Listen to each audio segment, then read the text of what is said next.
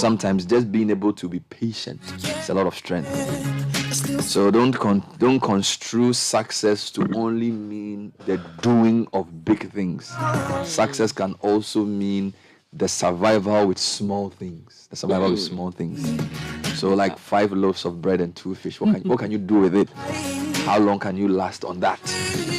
Because we're in austere times, and sometimes you need to figure out how to do magic, and a lot of our homekeepers do this. So how they manage that 5,000 cedi salary with transportation, food, school fees. I mean, yeah. Well, Total Energies is proud to be associated with the newspaper review. We are the petroleum company of the year. This is our 3rd consecutive year, and this is under the CIMG Marketing Awards. And we dedicate these awards to our valued customers. Thank you for your unwavering trust and your loyalty to the Total Energies brand. And we promise to continue delivering exciting and innovative products for you. Kukui Hansen is in the house. Good morning, Kukui. Good morning, Bernardino. How are you? I'm very well, thank you. And Godfred Akotobo is also in the house. Good morning, Godfred. Good morning, Bernard. How are you doing? Charlie, I'm checking out the clergy meeting, the politicians these days. Charlie, the meetings are just plenty. This is different from yesterday's one? No, Alan went to. I'm just checking who went. Yeah, I told you. I've seen the photo, Charlie.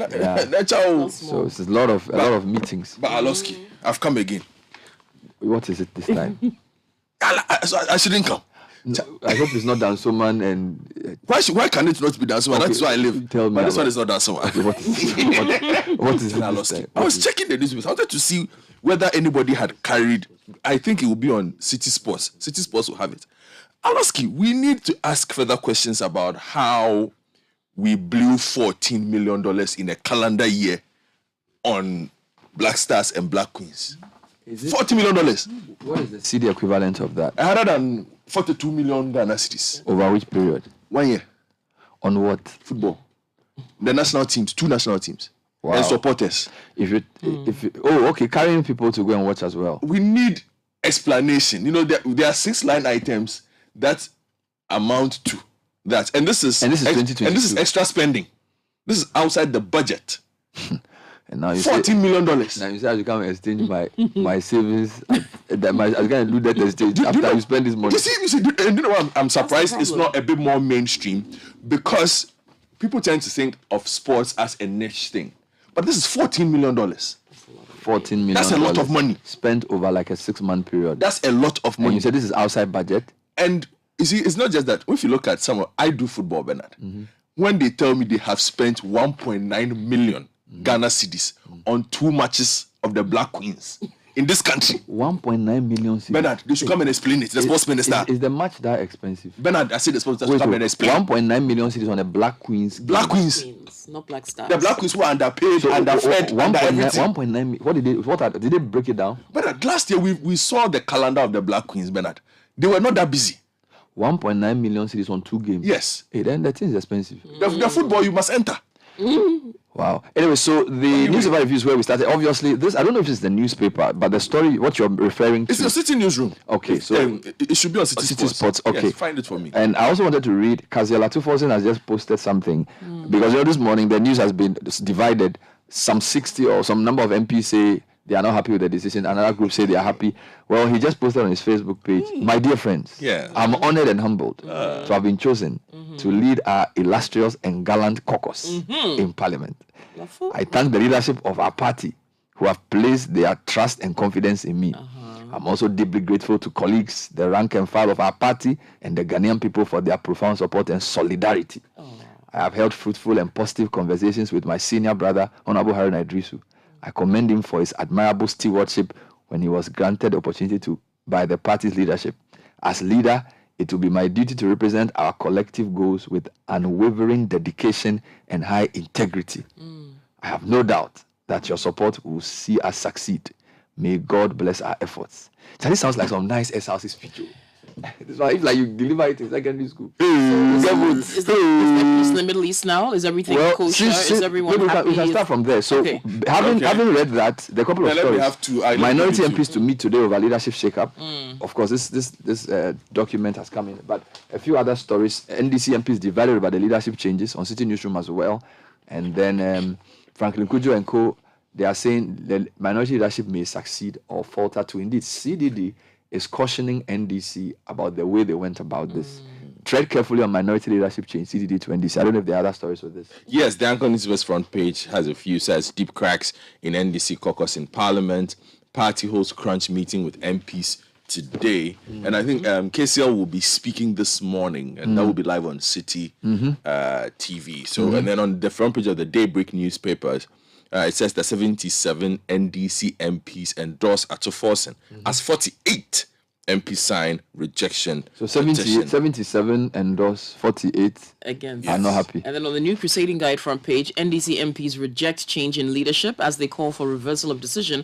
And on the Chronicle front page, NDC in turmoil over mosquitoes reshuffle. And they have an interesting scripture too. James chapter 3 verse 16. For where jealousy and selfish ambition exist, there will be disorder and every vile practice. Let me take you to other headlines right out on the front page of the Daily Graphic. Government should cut expenditure.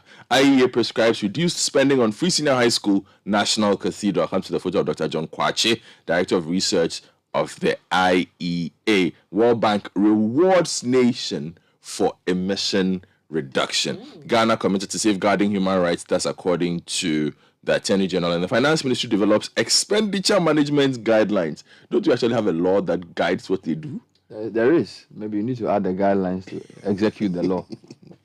All right, the Ghanaian Times front page. For reducing emission from deforestation and forest degradation, the World Bank pays Ghana over $4.8 million. And this is for the first monitoring period from June to December 2019. If World Bank dashes $4 million and it makes the front page of the Ghanaian Times, blowing $40 million. Dollars. Yeah, but you see, the story came as an extract from the budget. And I haven't really seen the full document. Oh, I have. So maybe we should then put... I mean... Okay. Yeah, you're right. $4.8 million gift from World Bank is on the front page. And we have blown 14 million on two teams, and we don't seem to think it's a big deal. Anyway, let's go on. All right, so Students Loan Trust Fund, they've also set up a digital payment platform for loan recovery. So if you're a student who takes a loan, you got to pay it back. And there's a platform for you to enable you to do that. 39 Krobi Asante Technical Vocational Institute students are remanded over vandalism in school. And the Ghana Health Service records 221 new leprosy cases nationwide last year. Then we'll go to the Business Finder. Propel Intra-Africa Trade and Investment. UOFI Grant is rallying IPAs. And Alpha Lotto gives 50,000 Ghana cedis package to Wager Leprosarium. So it's interesting that leprosy cases are going up, and the Leprosarium has gotten some nice donations as well. And then there are more stories in the other papers. Let me take you online. CityNewsroom.com has a lot of stories on the NDC. Minority MPs to meet over shake-up, as I read already. MPs divided over the shake-up as well. CDD is advising the minority or the NDC to tread cautiously. Other stories on their website, though. WAEC releases 2022 BEC results. And Ghanaians believe government lost COVID cash to corruption, according to an Afrobarometer report. Now, my Joy Online is leading with the WAEC releasing the results for last year's BEC and says 60 NDC MPs reject changes in leadership, while 77 MPs endorse. So that's 60 and 77, that's 137. So it's like almost split right down the middle. CityBusinessNews.com completely exempt individuals from domestic debt exchange program over the bank agreement. This is Senyo Hosi to government. Meanwhile, tax on agro imports is a threat to agribusinesses and food security. These are views expressed by some analysts. And I still can't find the football story you are referring to, although I do have the extract here. If you go to City Sports Online, they're leading with, like Olympic Lyon shows interest in Tariq Lamptey, ex-Kotoko defender Christopher Neti joins the Olympics. You know, those are some of the okay, we'll get there then. Those are some of the headlines we have. We don't have the story on this one. Yeah, I'm sure they're working on it for the morning. All right, let me give you some details then, Yes, if you don't mind. I'll take you to the front page of the Daily Graphic, where we are all looking at how we can save the country some money. The IEA have some great ideas, according to its Director of Research, Dr. John Kwache. And according to them, they have urged the government to cut its expenditure on some of its flagship projects, including those on infrastructure, the free senior high school policy, the National Cathedral, and on goods and services as the most convincing demonstration of good faith for people and institutions to join the domestic debt exchange program voluntarily. The Director of Research at the Institute, Dr. John Kwache, and the IES international scholar and editor of its Ghana Policy Journal, Professor Alexander Bilson Dako, made the call in a presentation to the press on Tuesday. Dr. Kwache stated that public sector compensation averagely accounted for 20% of government expenditure and also absorbed over 30% of total revenue for the 2023 to 2026 budget projections, saying there was considerable room to reduce that expenditure item. He said the Office of Government Machinery, comprising an amalgamation of departments and agencies with a staff of over 1,500, was over-bloated with a sizable budget that is projected to be about 1.4 billion. That is between 1.4 billion and 1.6 billion Ghana cedis. That's between 2023 and 2026. So they are proposing that the staff and budget of that office should be halved to save about 500 million Ghana cedis annually. Then he also spoke about the energy sector payment shortfalls, spoke about goods and services, infrastructure, and free senior high school.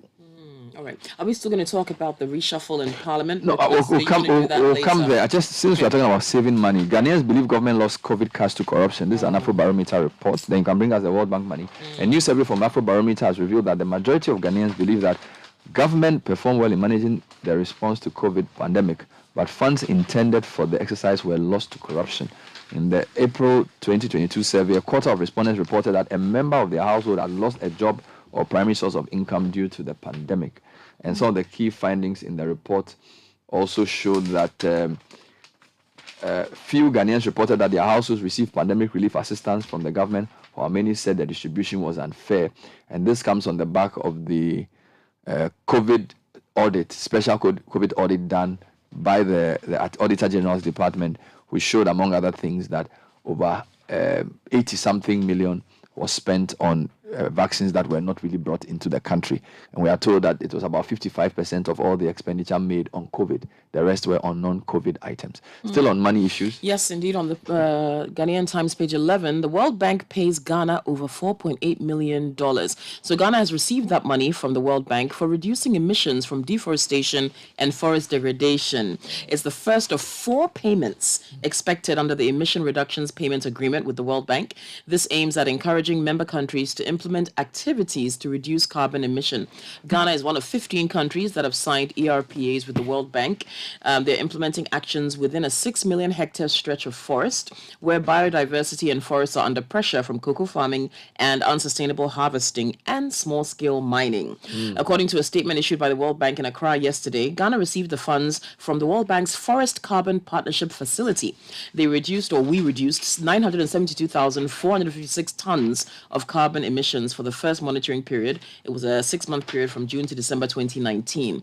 Ghana thus becomes the second country in Africa after Mozambique to receive payments for reducing emissions. And the payment is the first of 4, as we said already. So this first of 4. Okay, now let's get to the NDC. 77 MPs reject Atufor's endorse and then... So 77 endorse. Yes, let me take you to the 60 reject. Daybreak newspaper. And on page 3, it writes that 77 National Democratic Congress members of parliament have also signed a petition to support the appointment of Dr. KCL Atuforsen as the new minority leader. And this comes just a few hours after 48 other NDC MPs also signed a petition to reject the changes to the minority leadership made by the party. The MPs have called an emergency meeting in parliament, which the national chairman, Esidu Nketia, and the general secretary, Fikwete, will be attending. Well, so is it 60 or 48 that supporting? Well, that's neither here nor there. There are a couple of stories which I thought you would be interested in. Alan Trematin is doing 2 things. He's meeting religious leaders, but he's also asking government to exclude individual bondholders on the domestic debt exchange. So we're going to see a lot of positions from aspirants as we approach the election. An aspirant flag bearer of the MPP, Alan Trematin, has urged the government to exclude individual bondholders from the domestic debt exchange program. This is on Joy Online. According to him, the financial sector will face dire consequences should government go contrary to the call. The deadline for holders to sign up is barely a week away, and government is still having talks with such investors. Mr. Trematin, however, holds the view that individual bondholders represent a critical part of the economy. And it says when they invest money in bonds, it's basically savings, because instead of them putting the money under their mattresses, they are putting the money in secured instruments. If we touch the investments from these vulnerable groups, we are also making them lose the appetite and desire for saving. And that is the most dangerous thing that could happen to the country, he said. So I agree with him. Meanwhile, the individual bondholders say government should free their bonds from the debt exchange program following their ongoing success with the Ghana Association of Bankers. Anyhow, he says, you will meet your 80%, leave us out of your debt exchange program. And Alan has also been meeting the pledges, pledging to collaborate with them on page 19 of the daily graphic. He held the meeting that was attended by quite a few heavyweights. So Reverend Ekwamponsa of Global Revival Ministry was there. Reverend Dr. Sirofaise of the Christian Council was there. Manuel J. Prayer Palace. Reverend Ernest Amuakun. Reverend Joshua Bing, CCC, was present. Professor Malatanga, CAC. Nana Kwating, quite a few. So, yeah. He's been busy. All right, can we talk about the Kwabena Asante Technical and Vocational Institute students? Yes, 39 of them have been remanded over vandalism in school. Out of the 39 accused students, 27 are juveniles. All of them have been charged with conspiracy to commit a crime, or to wit, unlawful entry, causing unlawful damage, and stealing. Lawyers for the students prayed the court to grant bail to their clients, but the prosecution argued against that request. Now, the court, presided over by Mr. Samuel Boabin Kwanzaa, described the prayer for bail as premature. He asked the police to remand the young offenders in police custody and the juveniles at a juvenile home.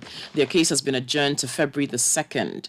Now, the Ashanti Regional Police Command ACP Kofi Blagoji, who's the head of legal and prosecution, said that other students or suspects are being sought, and he kicked against the granting of bail. The school has been closed down indefinitely, as we know. The rampaging students destroyed the lighting system, dining hall, and food in the storeroom.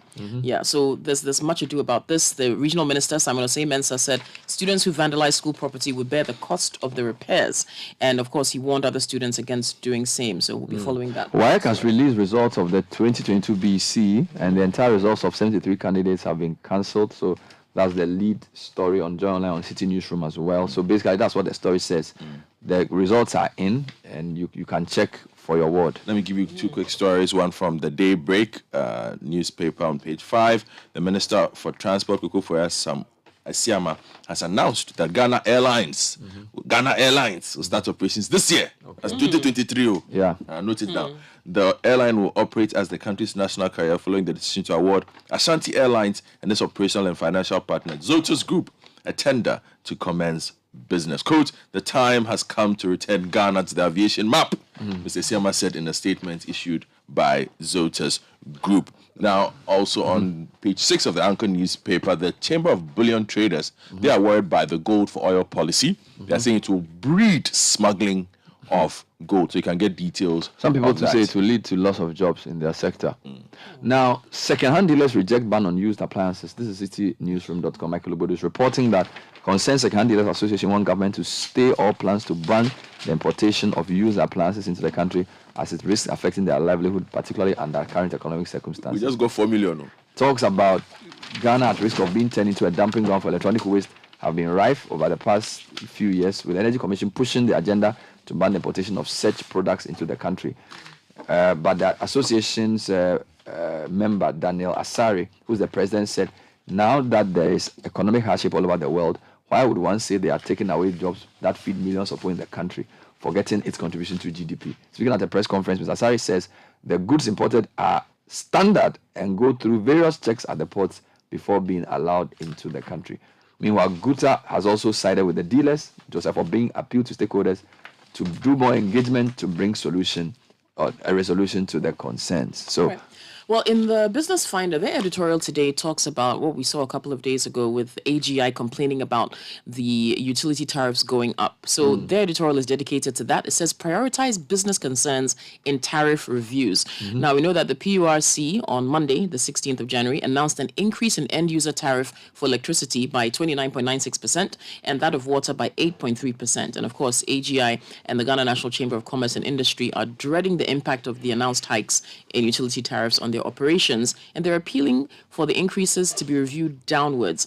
The concerns from industry are critical because the private sector remains the engine of the economy. So we know AGI issued a statement to that effect, and they're expecting government to take measures to restore macroeconomic instability or stability, which is a major trigger and driver for changes in tariff levels and price hikes. So you can read more about that in the Business Finder today. All right. Well, because we're talking about the audit report recently. The finance minister, they are developing expenditure management guidelines. I think that's a fallout of that. On page 20 of the daily graphic, you find details, says that the ministry has started the preparation of a guideline for the management of expenditure during emergencies.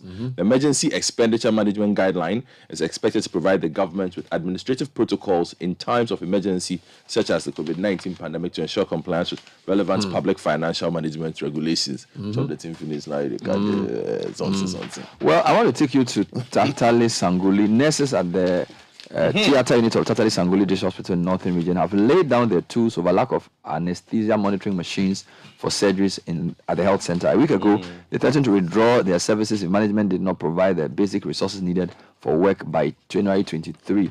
The nurses alleged that the facility is in a deplorable state and basic resources like gloves, syringes, drugs, and consumables are in short supply. After a staff debate with the management on Wednesday, the nurses agreed to extend the ultimatum to end of the week, but with staff of the theatre unit abandoning work immediately due to lack of anesthesia machine. This has been in the news for 1 week. We are hoping that the Ghana Health Service will address this. Please, Dr. Kuma Boaje and your team. The Tatali Sanguli District or the Tatali Sanguli District Hospital, they don't have anything. It's a district hospital.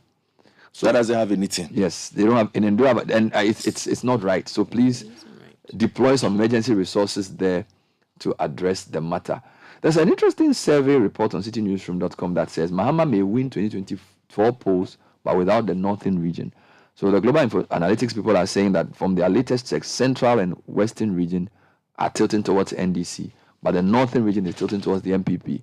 And they feel that even without the northern region, NDC would win the 2024 election. The full report is on the website. They also say Greater Accra is tilting towards NDC as well, although Ashanti region, MPP will win. And they are saying NDC is closing the gap on the eastern region as well. But these are still early days yet. So that's a dipstick for you, for those who are interested. Then tax on agro inputs will threat our business, according to an analyst in the agribusiness sector. Just quickly, CropLife Ghana, together with the Chamber of Agribusiness, peasant farmers, and the National Seed Traders and the Ghana Rice Interprofessional Body have jointly held a press conference to urge government to restore the tax exception on agro inputs. Now, the president on September 12 last year ascended to the Tax Exemption Act, which is meant to regulate the application of tax exemptions and create an exemption regime for imported goods. However, agricultural goods and equipment were not included in the list of tax exempt items which were imported. Now, Charles Nyaba, addressing the press, said the delay in granting the tax exemption by the finance ministry to the agro inputs will destroy the agribusiness sector. All right. Well, if you're a student who has taken a loan, please pay it back. The Student Loan Trust sets up digital payment platform for loan recovery. So this is to help recover loans from borrowers living outside the country as part of its diaspora recovery drive. So it's like you've taken a loan, gotten education here, maybe you've traveled, and you feel like you don't have to pay the loan back because you're not in Ghana. But if you're a government that has also taken the loan from people, Charlie, you should also. Charlie, you see you right now. But see, you are on air telling students that when they take a loan, they should pay. No, I'm honest. The government has taken a loan from the people. You're right. Yeah. You are telling people to save. Don't put your money under your bed. So you don't unilaterally then tell us that you can't pay. Do you get me? No, you lead by example. But we must also pay the students' loan. Yeah, but why do you get my point? Yes, I do. He who comes to equity must come with clean hands. If you are saying that we should pay, then you too should pay. The platform is called Pay Engine. And it enables borrowers in the United States, United Kingdom, Germany, and other places to pay back their loans using their Visa and MasterCards. Now, the CEO of the trust fund, Nana Kwekwe J. told the Ghanaian Times in Accra yesterday that since the addition of the platform to the fund's repayment option, more people are paying. He says this is the latest measure introduced by the fund to make loan repayments easier for borrowers, irrespective of their location in the world. He said the newly introduced no guarantor system, which makes the Ghana card a requirement for the loan, will also make it easier to trace borrowers and recover debts because we've got biometric information. So while they rely on the Comptroller and Accountant General's Department to recover loans from those who work in government institutions, they need to track those in the private sector. So yeah. Let me take you abroad, Bernard, to wrap this up quickly. On page 5, according to a new... Is it graphic? The daily graphic, yes. Yeah. Africa is less safe and democratic than in 2012. Yes, this is a new report on African governance released on Wednesday, and it finds that much of the continent is less safe, secure, and democratic than it was 10 years ago, citing a surge in military coups and armed conflicts. Yeah, we'll leave This it coming here. from the Mo Ibrahim Foundation. Africa is less safe. The whole world is less safe. Zelensky is urging speedy delivery of Western tanks. These guys are prepared to continue fighting. You know, and sometimes we need to ask ourselves: Is this war unsolvable? That now we are asking Western countries to provide tanks for the Ukrainians. Well, I think yesterday Germany finally gave approval for the release of the Leopard 2, and the Americans are also sending them 31 of their version of the Leopard 2. Doesn't bode well. Citizens at will be all. suffering. Yeah. Well, the manufacturer of arms are happy. Yeah, it is a problem. They are going to make money. Let's end it here. Thank you, Kukui. Thank you, Godfred. Coming up next 40 million. is the City Business News. We will go into that. You know, you probably see that.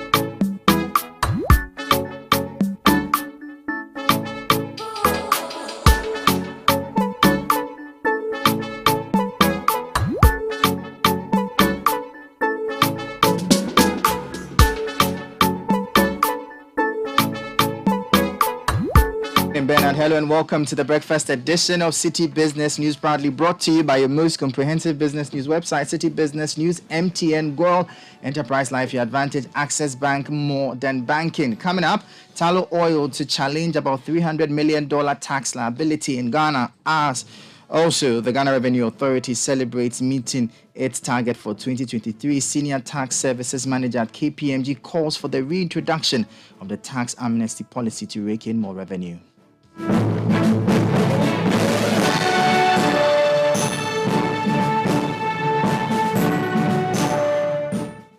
Now to details of our stories. Now, Tullow Oil is contesting a substantial $300 million tax bill in Ghana. The oil producer is facing a higher than expected levy this year following new tax assessment by the Ghana Revenue Authority. This comes on the back of the company's January trading update set to be released in March, which shows reported revenues of $1.7 billion at an average released oil price post-hedging of $87 per barrel and free cash flow of $469 million. In a statement, Tullow argued that the assessments were without merit. It also notes that the company is currently engaging in talks with the government to resolve the dispute. The company reduced its year-end net debt to $1.9 billion from $2.1 billion the previous year, while capital and decommissioning expenditure were priced in at $354 million and $72 million, respectively. Looking ahead to the year, Tullow has announced plans to invest $400 million over 2023, including $300 million on its flagship fields in Ghana and $90 million in decommissioning projects. Now, away from that, Senior Manager Tax Services at KPMG, Gordon Dade, is urging the government to reintroduce the tax amnesty policy to improve compliance and rake in more of the needed revenue. He, however, adds that this must be done with some adjustment to the policy to prevent abuse. This report has the rest of the story. Last year, the Ghana Revenue Authority announced a grace period for defaulting taxpayers to fulfill their obligations without the mandated penalty. The Waiver of Penalty and Interest Act 2021 Act 1065 granted a waiver of penalty and interest on accumulated tax arrears up to the end of December 2020 for persons who made arrangements with the GRA for payment of the principal tax by end of December 2021. This saw a mad rush for compliance, which largely is attributed as part of the reasons the GRA was able to meet its revenue target of 71.94 billion Ghana cedis for last year, the highest in recent times. Despite this achievement, the government still needs more revenue to sustain the country's economy, as it is already making efforts to reduce its debt burden through a debt exchange program. Speaking to Citi Business News, a senior manager for tax services at KPMG, Gordon Dade, stressed that bringing back the tax amnesty could go a long way to improve the country's financial woes. Because we don't have a lot of data, on tax amnesty, obviously anytime the amnesty period ends, we expect that GRA will publish some data in terms of people who have complied or people who have disclosed their taxes through the amnesty process. But today we don't have that data. But I can say that from a consultant perspective, KPMG, over the period, anytime amnesty comes, especially the 2 or 3 months to the end of the period, you will see a lot of taxpayers rushing to make sure that they comply or they report whatever they've not reported in the past. So again, you realize that the people still have issues that they want to report on. So we believe that, going forward, GRA should not necessarily scrap the amnesty as a policy. He was quick to add that the policy ought not to be reinstated hook, line, and sinker to prevent abuse. Can they have another policy where they try to modify it to say, okay, if maybe you have already participated or maybe enjoyed in the previous amnesty, if you still have some taxes that you didn't disclose previously and you want to disclose, can we waive off a portion of the interest or the penalty without necessarily saying that I'm taking it all over, so that you don't benefit again? So these are conversations that I think GRA should have with taxpayers and even consider and see how best they can bring the amnesty back. Because we think that amnesty is a way of compliance. Once you do that, taxpayers will still want, because today we still believe that there are people who still haven't paid their taxes, for that period. We may not have the data, but if you look at how people rush to pay their taxes when it's about a month or two to the end of the period, it tells you that people still have things to pay, and GRA must still look at it. how they will come back on it. You heard the Senior Manager Tax Services at KPMG, Gordon Dade, ending that report. Now, away from that, economist Courage Boti is projecting an increase in the policy rate by more than 150 basis points. He argues that although inflation ended 2022 at 54.1%, indicating a slowdown in the rate from the previous month, other key indicators in the economy have not seen much improvement. The Monetary Policy Committee of the Bank of Ghana started their meeting on Tuesday, 24th January 2023, and is expected to complete with an announcement of a new policy rate decision next Monday. In an interview with Citi Business News, Courage Boti noted that the increase in the prime rate may be necessary to reassure the markets of the bank's strong commitment to fighting inflation. Most likely an increase, a further hike in the policy rate. Fact is, yes, inflation may have, the pace of increase may have slowed down at least for the December period, but that is actually coinciding with the development over that period where you saw the CD appreciate sharply, and all of that would affect into the dynamics of inflation all the time. But thereafter, we've seen VAT increase by some 2.5%. We've seen some hike in water and utility tariffs for the period. The currency is very much under pressure again for the start of the year. We've seen Espom petroleum prices also go up by more than, I think, a CD or just about a CD. And you see the international prices of those crude oil and the trajectory seem to be going up again, really. So there are a lot of upside pressures to inflation even going forward. And the January, February inflation print will come in even higher. Even if the magnitude or the pace of increase would have slowed down, it will still come in higher. Even if inflation were trending down at 54, it's still quite high and way outside the target band, and there will still be a need for a monetary policy, like a cautious policy stance, really, to try to reinforce the drive to bring inflation down. So we are not near an accommodative stance yet. That was economist Courage Boti. Now, the Ghana Investment Promotion Center, GIPC, is predicting that women employment avenues across the African continent are likely to see an upsurge of about 11% by 2025. The investment center believes that this projection can be achieved if stakeholders on the continent prefer ideas to promote intra-African trade. Speaking at the first annual assembly of African Investment Promotion Agencies in Accra, the CEO of the center, Yofi Grant, urged stakeholders within the continent to optimize the trading avenue created by the AFTA. And I believe that in itself will optimize our opportunities. If that happens, Africa could see FDI increase by 111% and right through an increase to about 159% in the next 10 years. We foresee that wages on the continent will rise by some 11.2% for women particularly, and 9.8% for men by 2035. And pardon me if the number is higher for women than men. So if they are making it themselves, it means that it's a good thing for the continent going forward. But it's important that gender inclusion in our development is important, because the role of women in our business and our economies can never be watered down. They are the ones who create, they are the ones who show us how to spend. Now, despite regional variations depending on the industries, we expect that there will be an expansion. That was the Chief Executive Officer of the Ghana Investment Promotion Center, Yofi Grant. Now, on the interbank foreign exchange market, where banks trade amongst themselves, the dollar remained unchanged and is selling at 10 cedis 41 pesos. The British pound gained 7 pesos and is selling at 12 cedis 88 pesos. The euro gained 1 peso and is selling at 11 cedis 4 pesos. However, at some forex bureaus in the capital, the dollar is selling at 12 cedis 90 pesos, the British pound at 15 cedis 60 pesos, and the euro at 13 cedis 70 pesos. Let's now join Mark Jordan, Sikanatel Data Bank, for the latest updates on the bonds market. On Monday, the Ghanaian secondary bond market opened the week on an active note, recording a total volume traded of 507 million Ghana cedis. Long-term bonds contributed significantly to trades, accounting for 45.6% of the total volume traded. The Data Bank Bond Index increased to 81.01 points, reducing its year-to-date loss to 0.32%. This week, the Ghanaian Treasury aims to raise 1.28 billion Ghana cedis for the 91-day bills to the 364-day bills at Friday's money market auction.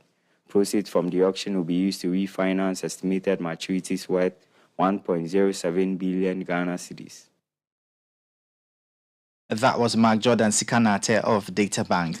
And that does it for the breakfast edition of City Business News, proudly brought to you by MTN, Goral Enterprise Life, Your Advantage, Access Bank, Modern Banking, and powered by your most comprehensive business news website, citybusinessnews.com. My name is Michael Obudu. Thank you for listening. Have a good business day. And as always, please stay safe. I nearly gave up on driving out of. This is not an agenda against the church. I am not seeking to bring down a religion that I will be nobody without. I mean, I have said time without number that, I mean, where will I be without Christianity? Believe in, the saving power, the salvation grace of Jesus the Christ. All those who know me from my school days. I mean, Professor Okwe has said time without number. Anytime he's been chairing the house, and when we've had banters, he'll remind me about my, Sunday school days when he'll hand over to me to take over, and preach the gospel. And in SU, Presec, I rose to become the vice president. Everybody knows I was the head of the evangelical team. So I'm not a pagan. So I'll get to that. I'm not anti-Christ or whatever they say. Yes, I've tried all of that, and his wife as well. And what's their names do they use? They use Kusibuating.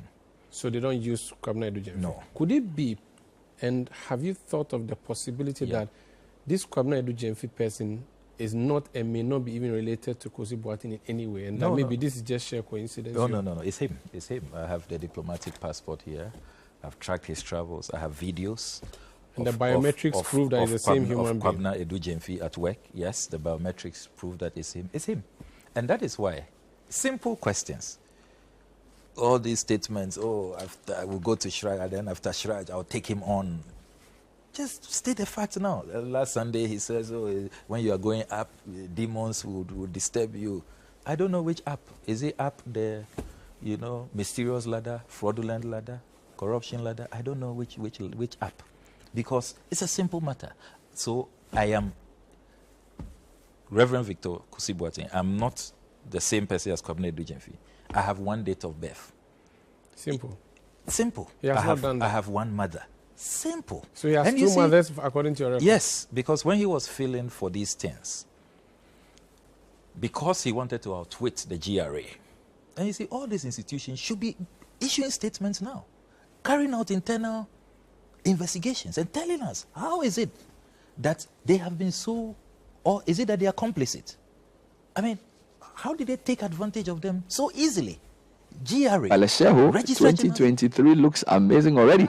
If you're a private school targeting to purchase a school bus sometime this year, why wait for later when we can support you? Do it now. Come along, apply for our competitive school bus loan with convenient payment terms. Call Michael on 057-411-7851 and let's do it together. Alesheho, let's improve life.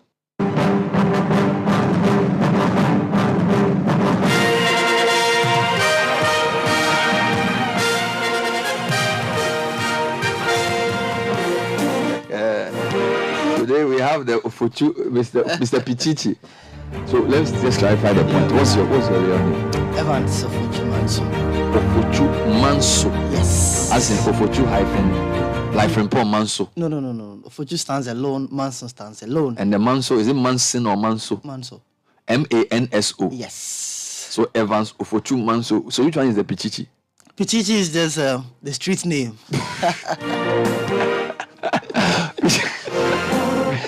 Pichichi is a street. You just go into the story. Well, coming up this morning on Kickoff, Black Galaxy's head coach Jano Walker says he's not under pressure to win the ongoing Chan tournament. Plus, Manchester United took control of the Carabao Cup semi-final against Nottingham Forest with a 3-0 win in the first leg at the City ground. We'll hear from Wout Weghorst after scoring his first goal for the Red Devils. And the women's semi-final takes center stage at the Australian Open today.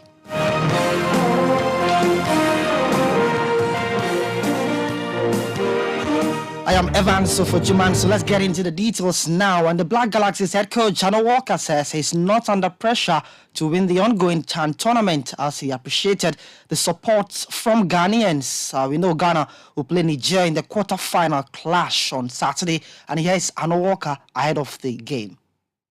Thanks to all Ghanaians for their prayers and their support for us reaching this quarter-finals. We're now meeting Niger on Saturday. I still ask of their prayers and their support, and all that we need from them is to give us that support, and that will take us to the quarterfinals, then to the finals. So I plead with them to be with us in prayers and help us reach where we have to reach and give them the needed cup that the Ghanaians have lost for some time. Are you under pressure? No, I'm never. So that's the Black Galaxy's head coach, Jano Walker, saying he's not under pressure there. Meanwhile, his assistant coach, Prosper Natiogum, has assured Ghanaians the team will get better as the competition progresses. He believes the team has learned from their mistakes at the group stage. We are on with our training schedule in terms of the physical, technical, tactical, and the psychological component of the game. We played some few matches, we've seen our strengths and weaknesses, and we are training accordingly. So I want to assure Ghanaians that as the tournament unfolds, we will get better. Because we are each day trying to correct our weakness or errors and then consolidate our strengths so that we become better, or we improve to become better to conquer.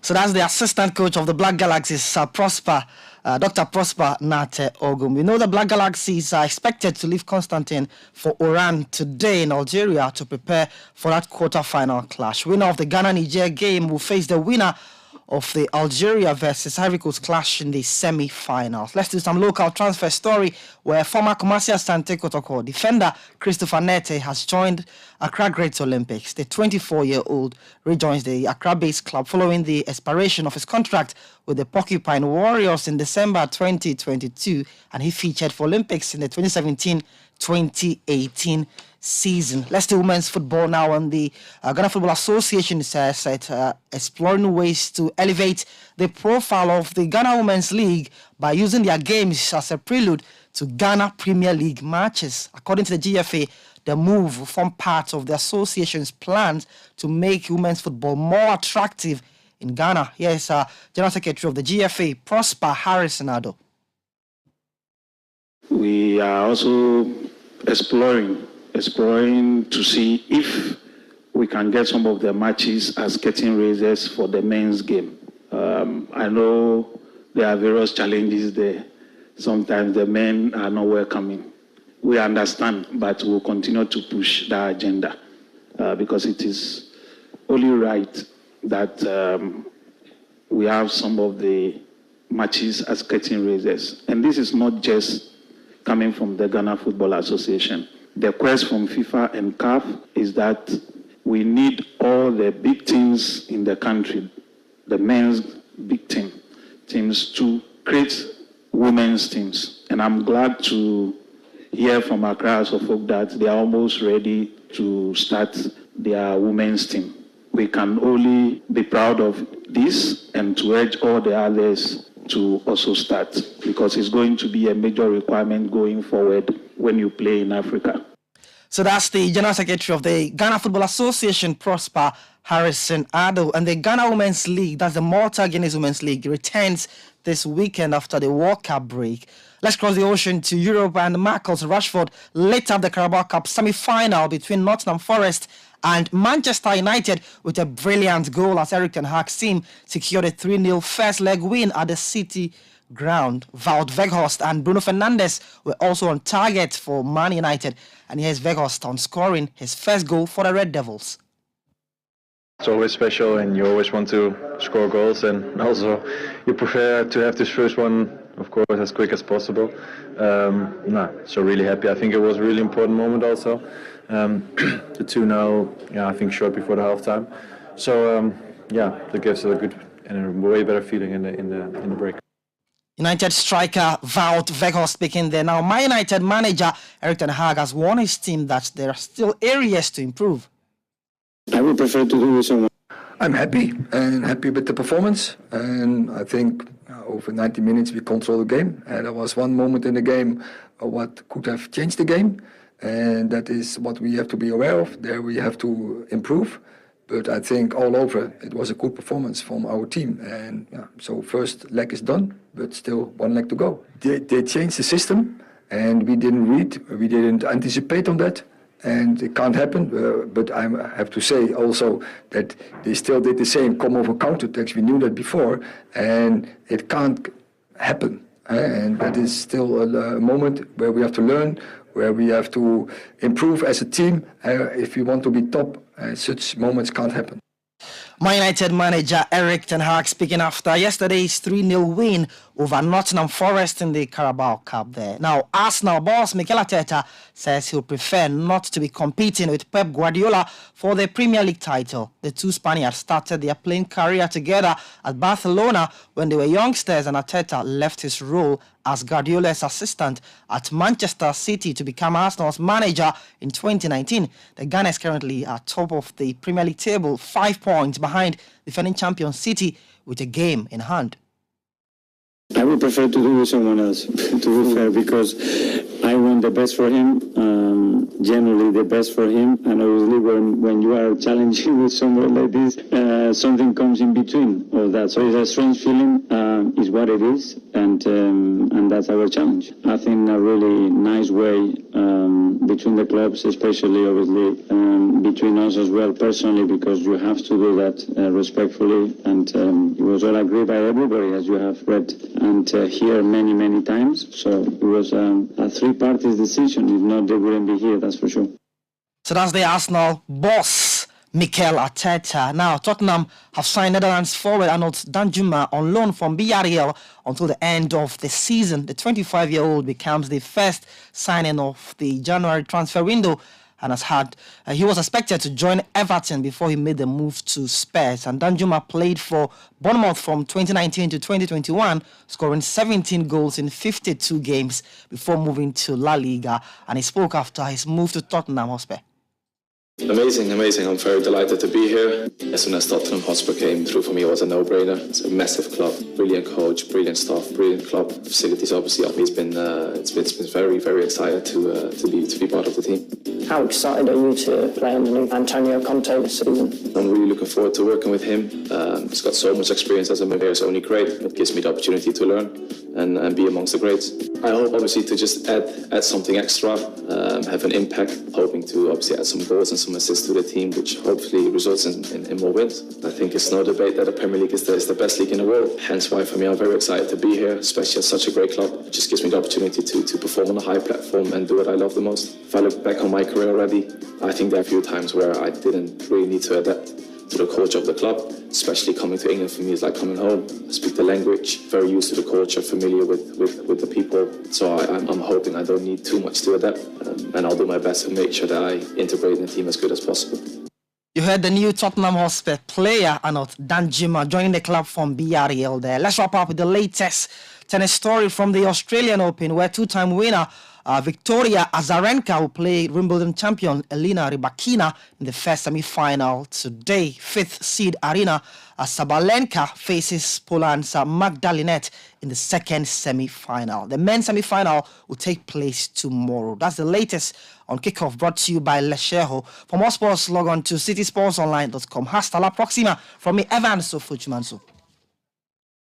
Trust the process. The biggest things often start small. No matter where you are now, the most important decision you will make today is knowing where you'll be tomorrow. All you have to do is take the next step, believe in your journey, and go with passion. Because when you go with passion, you go big. You explore the possibilities. You create the tomorrow of your dreams. So come along and let's go big with our passion. Apply for a loan now and power your ambitions. Get plugged in. Let's go big. Powered by Lesieho.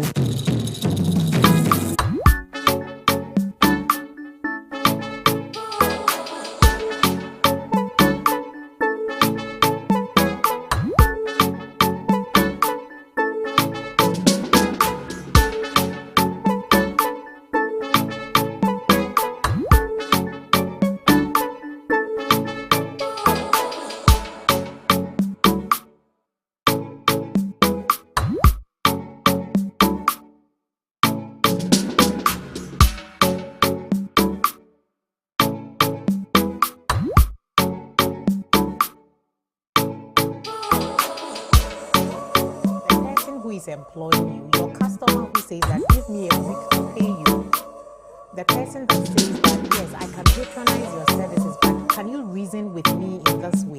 This is what I'm dealing with in my own setup. So can you meet me halfway? We need to learn how to listen to these people and truly hear them and trust what they are sharing with us so that we can continue.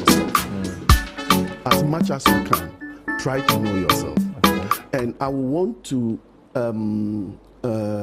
entreat for those of you out there who want to know yourself.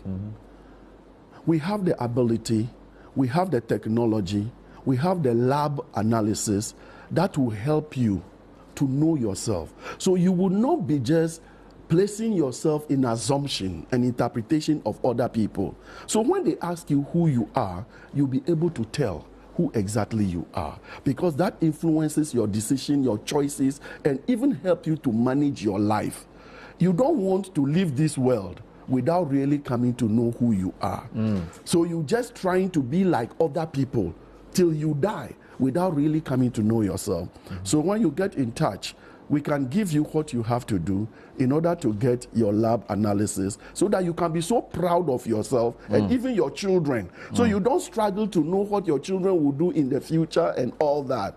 That is just a plus that you can give to yourself as your New Year package. And then you need to actually question your opinions of life. Know yourself. As much as you can. Try to know yourself. Okay. And I want to entreat for those of you out there who want to know yourself. We have the ability, we have the technology, we have the lab analysis that will help you to know yourself. So you will not be just placing yourself in assumption and interpretation of other people.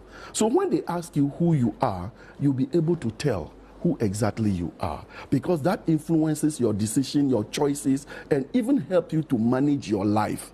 You don't want to leave this world without really coming to know who you are. So you're just trying to be like other people till you die without really coming to know yourself.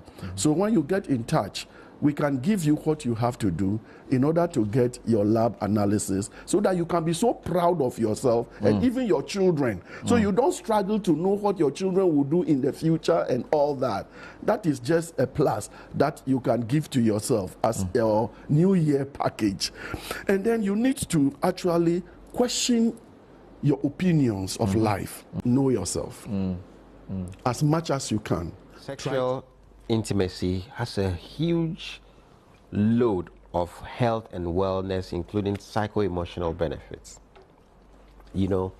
and which is why we need to address the pain and the cause of the pain, just so that we make the experience holistic, pleasurable, just so the individuals, particularly the women, can derive the benefit. For instance, good sexual experience, when you have good sex, that leads to orgasm. At least 2 of that a week has been found through scientific research to even limit the risk of some medical disorders by 50%. Serious? Yes. 2 times a week? Yes, 2 times a week. You are calling like a prescription. Some people are actually, this one they have to scatter. And obviously the more the better. People are updating their notes and making new resolutions. And so it has a tendency to boost your immunity. Forgive. And that's how your body is able to stand up to infections and be able to protect itself. It enhances your employment opportunities to work opportunities. And what do I mean by this? Many people are finding that having one job is either too insecure or doesn't pay you enough to live. So instead, they have different work streams. So maybe I might be on a platform like Fiverr, where I offer my services as a graphic designer. On the other side, I may also have another side gig where I'm doing some jewelry thing and I put that on Instagram. On another side, I might do a little consulting where I'm giving people advice or coaching. So that's what we call the diverse work opportunities. So that's a mindset shift, that to be future ready, start thinking not necessarily of this one job, but these different work opportunities. Go beyond thinking of employment opportunities to work opportunities. And what do I mean by this? Many people are finding that... First thing you do is to relax, take a paper, and list all your debt, irrespective of the amount involved. Many a time, Mami Akam, which is the canteen shop that you usually buy food from, sometimes you are owing 3 days, 4 days, you haven't paid. So when you compile your list, you end up losing that one out. So when you do a lot of Mami Akam around, you probably would think that, hey, that's a lot of money. So you need to have paper, pen, and this time around, I will encourage you to use red pen to write it. That shows the thing that's going. In other words, you need to have money. So you list from your mortgage, if you have one, from your car loan, if you have one, from education loan, if you have one, the food, if you have one, loan from the bank, if you had one, companies outstanding, if you have one, IOUs from your friends, if you have one.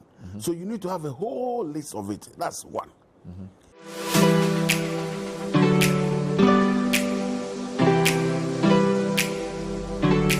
On Footprints this weekend, we continue our conversation with private legal practitioner Ace Ankama. I was in court when they argued Isuf Kabore. It was BJ Darocha and Nanado. It was a joy. BJ Darocha locking horns with Nekufado. Those were sights to behold. You love to be in court to see the arguments. Bro, and the law and you know this, Mr. President, show boy. Oh please, look. He would put his handkerchief here. Yeah. One white handkerchief, one white handkerchief there. Sometimes when his thing comes, he puts his foot on the bench. The bench will sit on the nice, so stop him and listen. He's addressing the court. He's sitting and saying, you know. You are also associated with what we call the coffee shop mafia. Well, I'll tell you about coffee shop. And once again, I blame this man. This man and I, on Saturday, we had gone out somewhere. So you took me to coffee shop, and then when we got there, a debate ensued. And I liked the debate. And there was nowhere to have... You remember who were there? Oh, Egbe Fabio was there. I think Alfred Obami was there. Carefully about real estate, spoke about the bond market, spoke about the stocks, spoke about crypto, and spoke about investing in a real business. Okay. Investing in a real business, investing in yourself. So that's at 9 o'clock. It's the effective business is brought to us by Enterprise Insurance. Now, this year's Enterprise Insurance Motor promo is different. Now, buy or renew your motor insurance with Enterprise and win gifts like fuel coupons, branded gift items, and qualify for the monthly raffle draws with amazing rewards.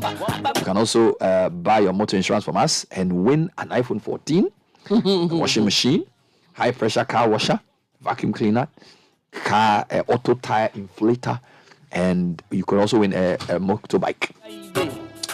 Now, this program is regulated by NLA on the Caritas Lottery platform. Enterprise your advantage.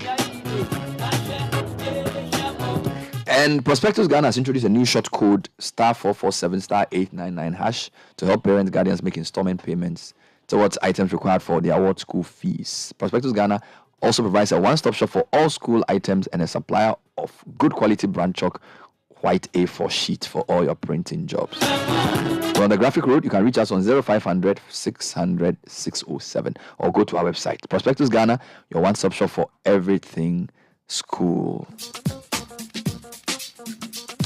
A couple of things I need to say. So, we're very happy that civil society is adding to the discussion about the economy. Last week, CDD released a working paper that Kojo Asante wrote to somebody, suggesting very carefully thought out ways government can reduce their size. Now, I don't know if government is heard or government is going to use it, but I'm sure. What did they say, CDD? Oh, they merged a lot of ministries. They sort of condensed into about 13 or so ministries. And what they were able to do was good was that they were able to then translate that into money saved. Oh, okay. So a lot of times we sort of anecdotally discuss reduce the size of government. But what CDD's paper did was to at least give you something to work with. So you can look at it and say, I agree, I don't agree. This is whatever. So it's a good one. So that's CDD last week. Today, IEA has also done something. I wonder if you just walk me through what Dr. John Kwachi is also and it's saying. not even just the IEA. I think even if you look at the IBF, the international, independent bond people, they also came up with. All of them have gone with solutions as to how the government. IBF in one of their releases itemized about 10 things the top government could do to reduce the size of government. Yes. What is now, IEA saying? IEA is saying that, for instance, on public sector compensation, the government can take a look at that. For instance, says Dr. Kwachu addressed how the fiscal space could be created. The public sector compensation averagely accounted for 20% of government expenditure and also absorbed over 30% of total revenue for the 2023 to 2026 budget projections, saying there was considerable room to reduce that expenditure item. However, he said that was not just a matter of cutting pay, which might not even be enough in living or economic terms. So then he goes on to talk about the government of office, the Office of Government Machinery, which is an amalgamation of departments and agencies with a staff of over 1,000. According to the report, they feel is over bloated and is consuming between 1.4 billion to 1.6 billion Ghana cedis from 2020 for 2023 to 2026. Now, they are proposing that the staff and budget of that office should be halved to save about 500 million Ghana cedis annually for the next 3 years. Wow. On the energy sector, the IEA also called for the renegotiation of independent power purchase contracts and agreements to reduce the annual payments by at least half and extend the repayment period. The IEA noted would translate to savings of at least 12 billion Ghana cedis a year. Wow. In the context of burden sharing. Wow. Dr. Kwache said the 2023 budget projected payments to IPPs, including those with take or pay clauses, between 22 billion Ghana cedis to 26 billion Ghana cedis during 2023 to 2026, averaging about 24 billion Ghana cedis annually. He said the ESLA account to settle energy sector debts, which was projected to range between 3 billion Ghana cedis and 8 billion Ghana cedis, could also be slashed by half in the spirit of burden sharing, and that could yield between 1 billion Ghana cedis and 2 billion Ghana cedis annually. Wow. Then he talks about infrastructure. He said infrastructure was an essential item in the budget, given its large deficit in the country. However, in the current situation where the government was struggling to pay its debt, it could not at the same time afford the expense to deliver the needed infrastructure, which was projected to range from 10 billion Ghana cedis to 14 billion Ghana cedis for 2023 to 2026. Wow. Quote, we propose scaling back the infrastructure budget by a third, yielding at least 3.4 billion Ghana cedis to 4 billion Ghana cedis annually. When we get back to good times, the infrastructure budget can be scaled up accordingly. Then they talk about goods and services. The 2023 medium-term budget projected expenditure for goods and services, including fuel, utilities, travels, medicals, entertainment, conferences, stationery, and others, of between 8 billion Ghana cedis and 18 billion Ghana cedis. That's again between 2023 and 2026. They are proposing cutting those projections by a third, which will yield between 2 billion Ghana cedis and 6 billion Ghana cedis. On free senior high school, he said that was the biggest and most costly social intervention program, which made it an ideal expenditure item where rationalization, aka review, would have the largest cost. He said the budget projected the free senior school budget to be between 3 billion and 4 billion between 2023 and 2026. The IEA therefore proposed a slash of that budget by a third to save between 1 billion Ghana cedis and 1.5 billion Ghana cedis annually, again between 2023 and 2026, and this is annually. Dr. Kwache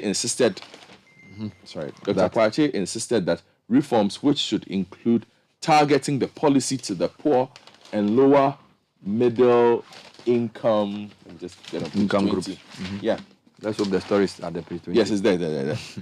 Will be required to make up for the reduced budget allocations. For critics who think the free senior high school policy could not be targeted, the economist said the Ghana Living Standard Survey could be relied on for such an exercise. Then talk about Professor Bilson Daku then spoke about a reform strategy, but these were the main cuts that. No, I like the thoroughness of the plan. Did he give a total of what so when you put everything together, how much can be saved?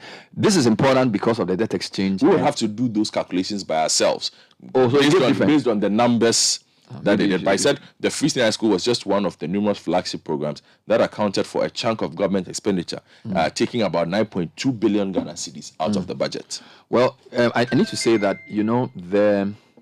I really hope the government is listening to these things, because think tanks, civil society groups are bringing their own research and they are suggesting things.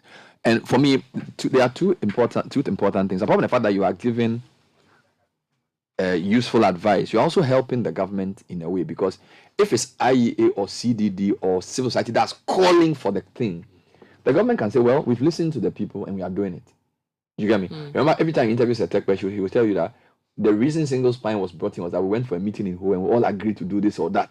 So sometimes when the government is under pressure, you can listen to people and use some of the things they say to take hard decisions if you are minded to solve the problem. Because I find a disconnect between some of the rhetoric of the government and their actions. So, for example, this morning, Dr. Bawumia is saying, let's adopt a bipartisan approach to solve the economics problem. Beautiful thing to say. But are we adopting a bipartisan approach in the way we govern? Okay, listen to the story. This is graphic. Vice President Dr. Bawumia has called for a bipartisan approach to fixing prevailing economic challenges in the country. He said the government was working assiduously to address the difficulties that people were going through. He made the call when Dr. Sibingam and the Assemblies of God executives went to meet him. All right, then he says, the Vice President praised that, okay, whatever. But I just wanted to emphasize on the bipartisan part. All right, Sky, if you say we should have a bipartisan approach, who takes the lead in that front? In the way isn't it the government? Yes, the executive. So has the government invited the opposition? Has the government created a forum that even if no opposition at all, the civil society can come in? And we are not talking about meeting the president in the Flagstaff House. We are talking about having a conversation that the nation agrees we are in a difficult time and we are bringing ideas to solve. The debt exchange was not discussed. It was pushed through before people pushed back. It is being pushed through. Yes. So I don't get it when, CDD, IEA, Imani, they've all come up with, in fact, we hosted a program we did with Imani and ASEP on the debt exchange like a month and a half ago. Vivian moderated the program. Fantastic ideas. There have been various platforms like Africa Center for Economic Transformation, the Compact Group. There are a lot of people who actually mean well for the country, who want to bring ideas together. I feel the government's position, and excuse me to say, is very intransigent. It's intransigent is not a good word, because it's like a child. I need to use a better word. Help me. They are being very stubborn, adamant. They don't listen. That's my view. Because, for example, the issue of a Senchi type forum is not because we don't think we can do the work. It's because when you are in a difficult economic time, you need buy-in from people. One of the ways in which you can get buy-in is to let everybody come to the table. We all bring our suggestions. And then when you adopt a raft of the suggestions, we say, well, we all agreed. But the government is stridently rejecting calls to review free SHS. They are stubbornly refusing to even engage to discuss issue of cuts. When you suggest it, it's like, well, what should we cut? We've already taken 30% salary cut. CDD has given you a whole plan of how to reduce your ministers. IEA just give you free consultation and he give you amounts. Even to have a discussion about free SHS. Look at me talking to Education Ministry PRO. The idea that we should review free SHS says, I'm going by what the president said. So the MPP is blowing hot and cold. Okay? It's like the vice president says that, what does he mean by let's adopt a bipartisan approach? What does he mean? What does that mean in practice? Because in parliament, they are not being bipartisan.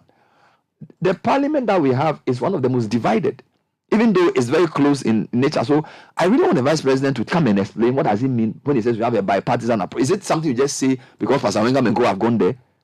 Because a bipartisan approach, the first day I saw a photo of Rawlings and Kufuor shaking hands in the Daily Graphic. This was this was after the 96 election. And Kwesi Ahoy and Co have that story. Okay, when they wrote their book, he will give you that anecdote. When Kufuor lost the 96 election, the country was very tense.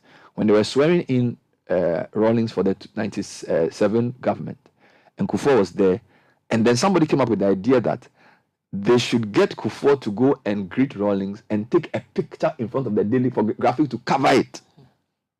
Call Kwesi Ahoy and ask him the orchestration they did to create that picture and what it meant for the nation, just to see, because MPP was very angry that they lost that election. And Kufuor was basically trying to say, let cool head stand. So people are not even happy he went for the, because you understand, people are not even happy that he went for the swearing in. And they orchestrated a photo where he had like a 1 minute chat-a-tete with Rawlings. It relaxed the nation. That's what you mean by you get my point. But this government is not doing that. So if you now come and say, let's adopt the bipartisan approach, every major suggestion that is being made, the posture that does not seem interested in even engagement with civil society, much less bipartisan. So I feel they are blowing hot and cold. If you're saying we want a bipartisan approach, what prevents you from taking the lead on that? Organize a national consensus meeting and say, we are in the most difficult economic time in 40 years. This is not the time for politics as usual. We have an election in 2 years. But let's discuss what we can do so that whoever wins after I leave will have something to hold on to. But with IMF, we will not go. They will win. Okay? Now, even now this week, we are talking about something. They will deny. Before we know, it has happened. So I really want to appeal to the government to stop the hot and cold. If you want to be bipartisan, in the way our democracy works, you have to take the lead. It's because as for civil society, they can only come on here and talk. Opposition will get airtime and do press conference, but to be bipartisan, he must advise the president that, dude, where we are, we can't be, as they say, I'll die in my socks. No. So I want to really beg the government to they should do what they are saying and stop just saying the thing. If you say we should adopt a bipartisan approach to solve our economic problems, show us how to do it. You see, I'm saying, look at Alan. This morning, people were saying, when Godfrey read the story that Alan said they should remove domestic bondholders, individual bondholders. And the president said, wasn't Alan in cabinet when they agreed to do all the things they did? The question is whether there was a cabinet meeting to discuss it. Fine, but I'm saying that so I'm saying that before you go to cabinet, there must have been a cabinet discussion. That's a good question. And are you saying there can be a major decision like a debt exchange without cabinet discussion? It is possible it can happen, because there are times that's highly improbable. Something as Sky, the president came to address the country on a debt exchange. Yeah, I know. A debt exchange was the sine qua non for the IMF program, and you are telling me it will be announced without cabinet? Why not? Because that will go against every rule of national governance I know. No. You see, the Constitution doesn't require the president to take decisions necessarily in consultation with cabinet. The law says cabinet helps you to do your job. The executive authority of this country is vested in the president. That's why there are times the president says executive approval. No problem. Take it. Let's not get diverted. I am saying that when Godfrey read a story about Alan, or is it who read the story? I read the story. Alan saying that they should exclude individual bondholders. Listeners were now sending me comments and saying, was he not part of the decision? Yeah, that's fair. Now, the reason I bring this is to say that let it not appear as though there are people in the government who disagree on matters of principle, but because they are in government, they are not able to voice it out, or their voices are overridden. Because Alan is an experienced person, trade minister, for something as major as debt exchange. 2 weeks after he resigned, he's saying exclude individual bondholders. Is he saying that for political expediency, or is because that's what he actually believes? Now, I'm bringing this to come to the vice president too. Now, he is saying, let's adopt the bipartisan approach. By practice, he is the head of the economic management team, not by law, but by practice. Now, if the head of the economic management team is telling Pastor Wengam and Assemblies of God that we should adopt a bipartisan approach to solving economic, what does he mean? Just that, is he saying, Mr. Wengam, I am doing it? What does he mean by that? Is he just advising us that Alowski and Co, when you're on air, be bipartisan? What's the meaning of that? Or is he saying it to NDC? Is NDC the one managing? If you are the one managing the economy, why are you telling Pastor Wengam and his people that we should adopt a bipartisan approach? What's the value of that? Unless you are saying that that's what I'm trying to do, or unless it's a cry for help. Unless he's saying that my view as vice president is that we should adopt a bipartisan approach, but that's all I can say. I don't have any power to implement it. Maybe that's what he's saying.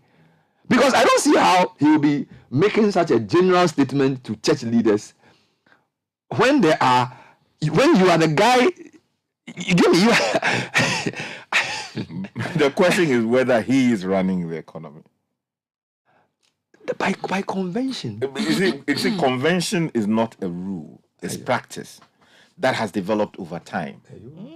And so the question you should ask yourself is whether, consistent with the practice that has developed over time, it is still what we see today, or there is someone else making the decisions that matter.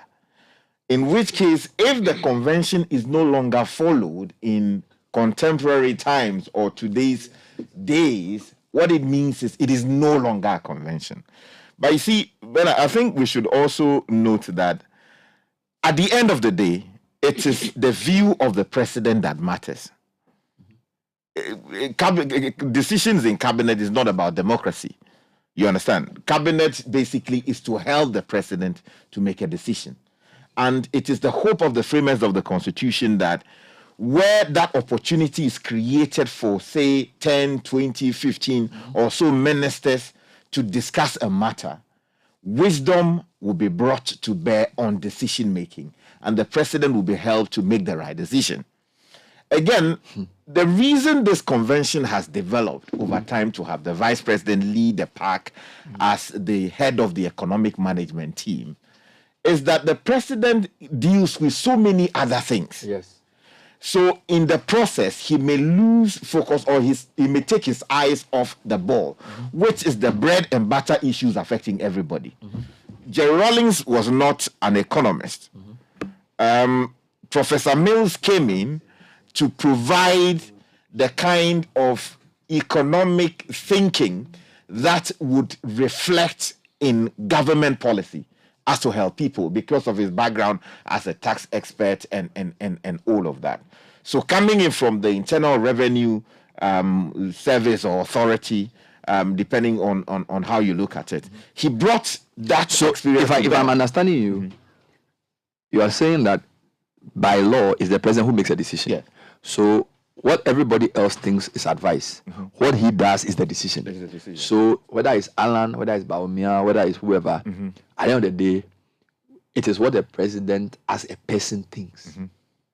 But does the law not enjoin him to listen, for example, to Council of State?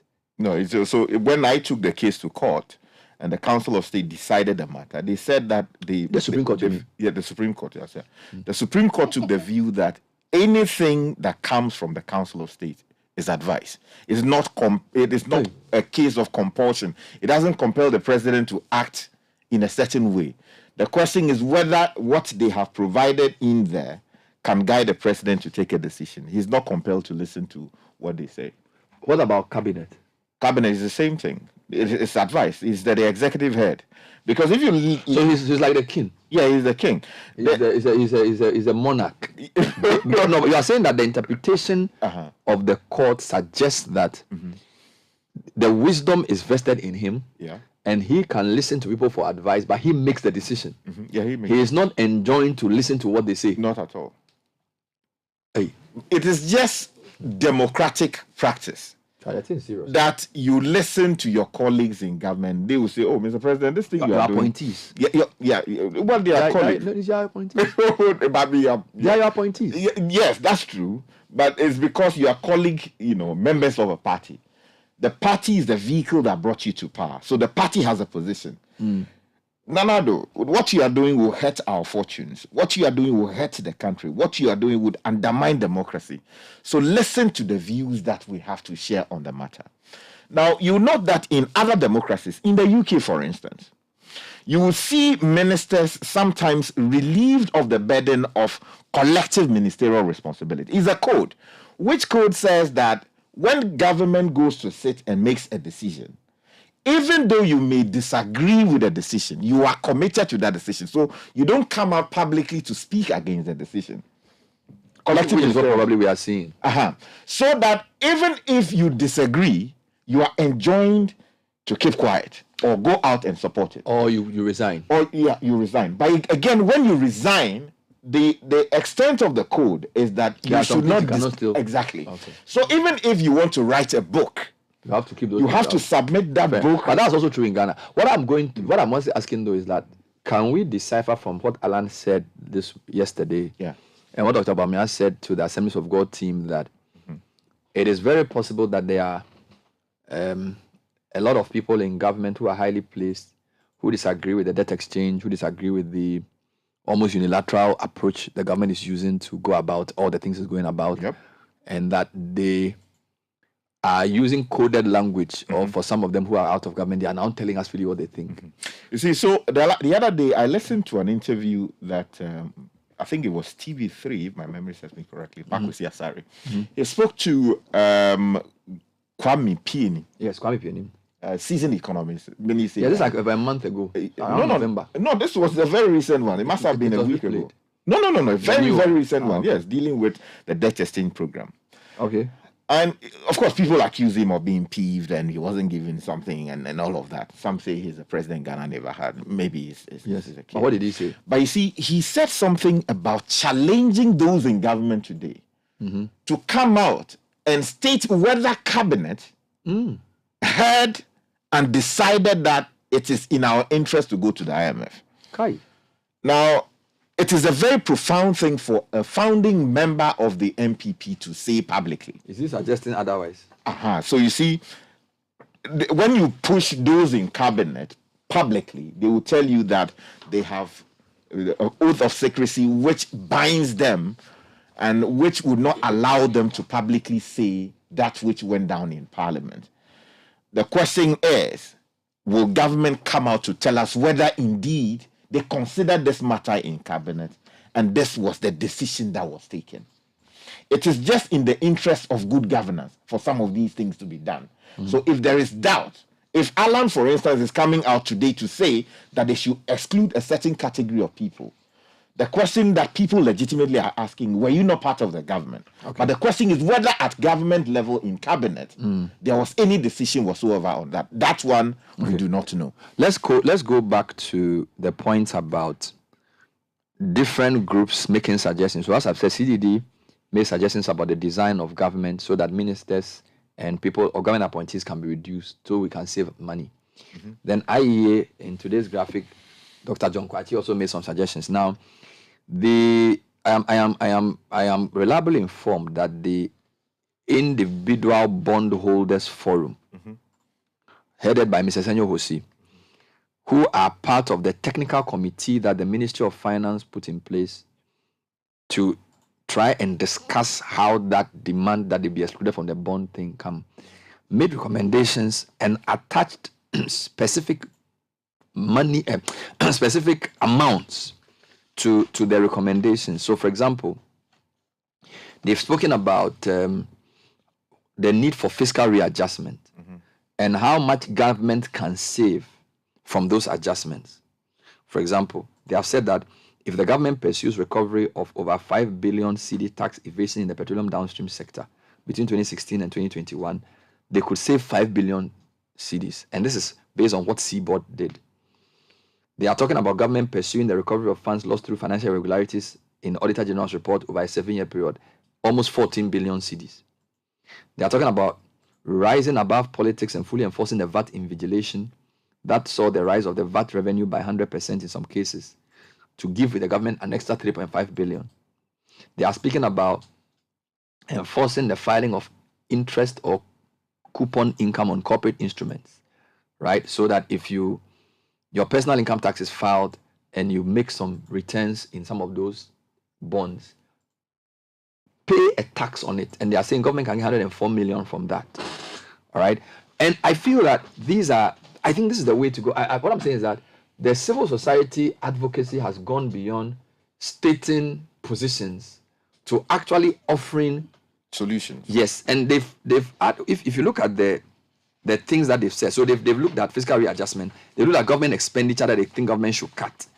And when you put everything together, you can actually add it. So government maybe you can add it. Like they have 3.6 billion, 5.6. You put it all together, that's a lot of savings. And they are saying, if we make those savings in the years that we have said we'll save, you may not even need to put individual bondholders in a debt exchange. So I think the question you ask is very important. Did cabinet discuss the IMF program? Number 2, did they discuss the details of the debt exchange to look at the possible effects on different groups? And was there some committee that did some proud job in cabinet to say, aside from debt exchange, maybe this is a tax you can bring, whatever. You get me? So because from the way all these people are coming up with solutions and attaching numbers to it, it's quite clear the government rushed in the way they implemented the debt exchange, because I have in front of me at least 10 suggestions which have financial, for example, let me give you 2 or 3 on the expenditure side. The budget provision for the energy sector shortfall of 23 billion cedis should be revised downwards by 3 billion through reduction of transmission losses, technical losses, and administrative inefficiencies. This will save us 3 billion. Number 2, reduce transfers to statutory funds, except DACF, NHF, and GET Fund. The transfers to all other statutory funds should be reduced significantly from the 15% of tax revenue approved in the 2023 budget to 10%. Special focus can be placed on GMPC, Exim Bank, and MIF. When you do that, you are going to save 7 billion cedis. Then they talk about reviewing and resizing MDAs and SOAs to maintain compensation expense equivalent to 2022, so that you don't create new government bureaucracies. You are saving 6.5 billion cedis. Review free SHS, make it more efficient through effective targeting, save 1 billion cedis. So I am going back to Dr. Baumia and I'm saying, take all the things CDD, IEA, and IBF have said. When you go for your next economic, what was the name of that thing you heard? Economic management team. Economic management team. Use it to come up with an alternative to what the finance minister is doing.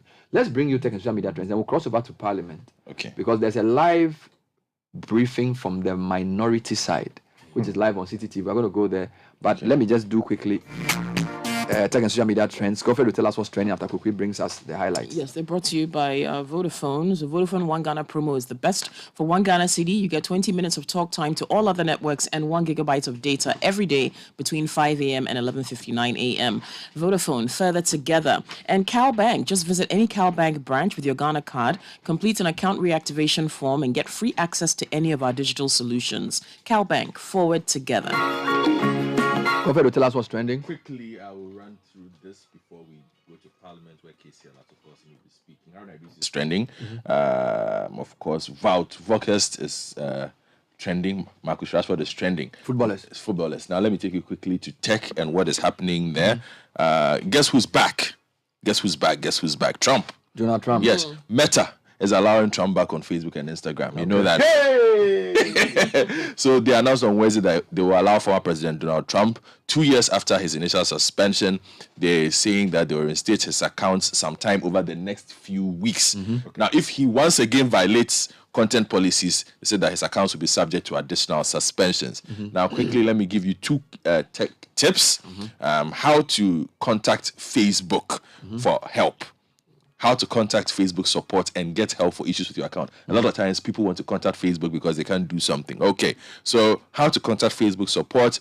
First, you log into your account. On the desktop site, look up at the top right corner of the screen.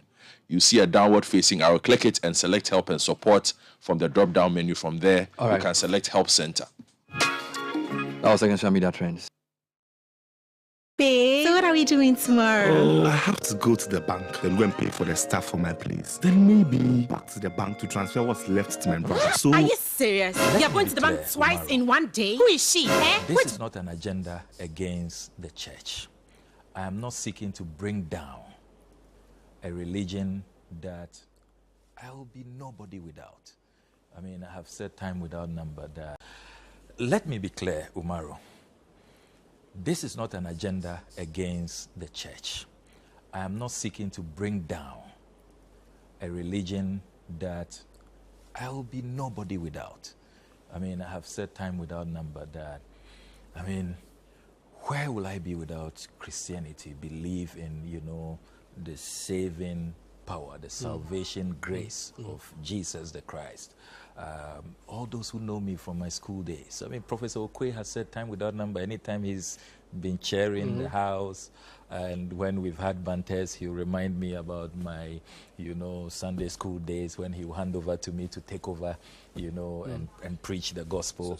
And in SU, Presec, I rose to become the vice president. Everybody knows I was the head of the evangelical team. So I'm not a pagan. So I'll get to that. I'm not anti-Christ or whatever they say. Let me be clear, Umaru. This is not an agenda against the church. The president intends to reshuffle his government. Let it be known that we in the NDC will not accept an attempt to increase the size of government. And if the current size of his ministers increase by one, that one person may not receive our cooperation. And in the end, we also wish to assure the people of Ghana that as part of our engagement with the Finance Committee and the Health Committee, we have agreed to do public hearing on the audit of the COVID-19 expenditure, public hearing, beginning on the 7th of February 2023. At that point, we will pay due diligence to the duties given to us as the people of Ghana. And then finally, we will also embark on a roadshow where we will galvanize the people of Ghana and educate them on the meaning of what this economic crisis is going to take us through.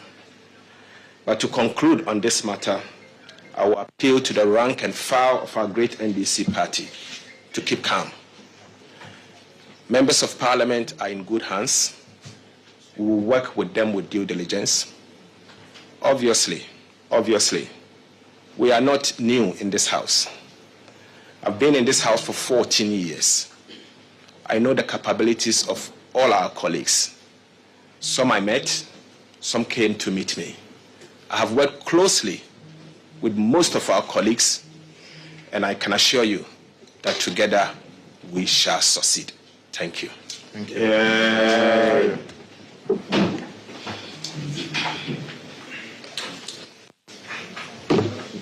Ladies,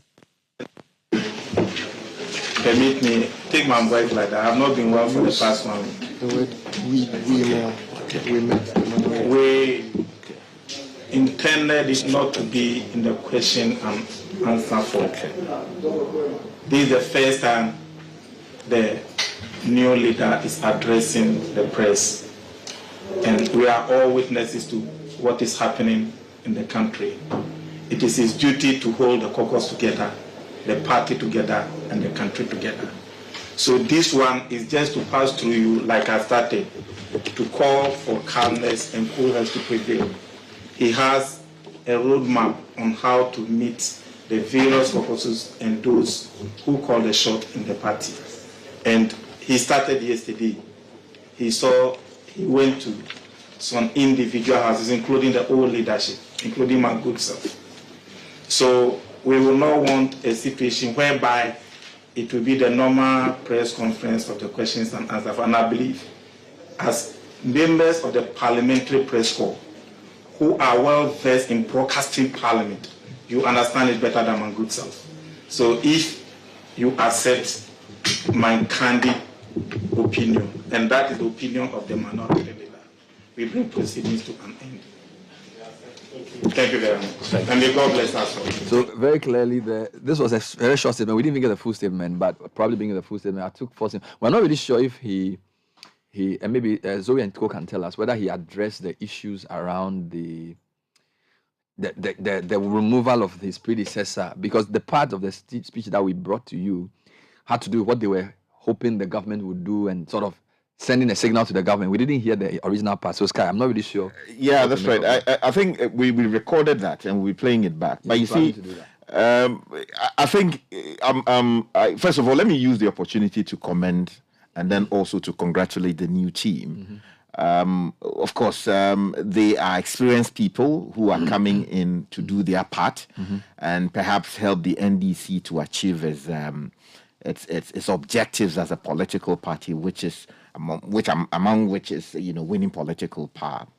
However, I mean, we should consider this opportunity a chance for the new leadership to state what they are bringing to the table, to thank the previous leadership for the work they have done, and to court the support of those who are rebelling against the new leadership.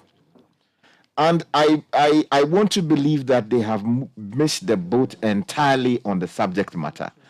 And it is also not the time to tell the journalists that, you have made a statement and you don't want them to answer questions on this matter. I think really, I mean... So what's the point? What's the point calling a press conference to tell us that you will not do this with the government and all of that? That's not what we need now. Send us a statement. Exactly. First of all, your leadership is being challenged because it is not that people are saying that Atu and the team are not great, people who should be able to lead the attack for the NDC in Parliament. The concern is the apparent lack of, or the presence of democratic deficit.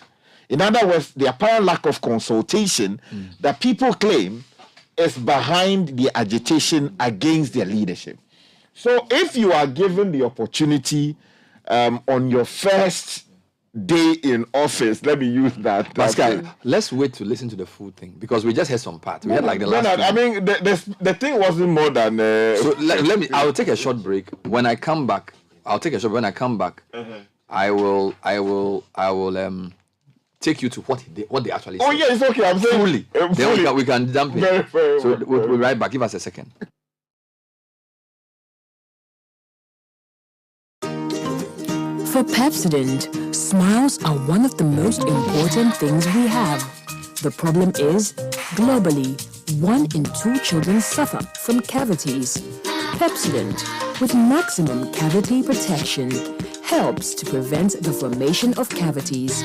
Pepsodent, because every smile matters. This advertisement has been vetted and approved by the FDA. Agunaide, football from around the world. Philly on HD Plus from 17 January 2023. Score HD is available only on HD Plus channel 151. Central University, Ghana's leading private Christian university, has opened admissions for the 2022-2023 academic year. Degrees are available on our campuses in Mutual, ICGC Christ Temple, Abosokai, and Kumasi. Also enroll in our MBA with various specializations. Scholarships are available for needy but brilliant students. Call us on 0303-318-583 or visit our website at central.edu.gh for more information. Central University, raising transformational leaders through faith, integrity, and excellence. Join the conversation on the Citi Breakfast Show on Facebook at facebook.com/Citi97.3, Twitter at twitter.com/Citi973, and Instagram at instagram.com/Citi973 with the hashtag CitiCBS.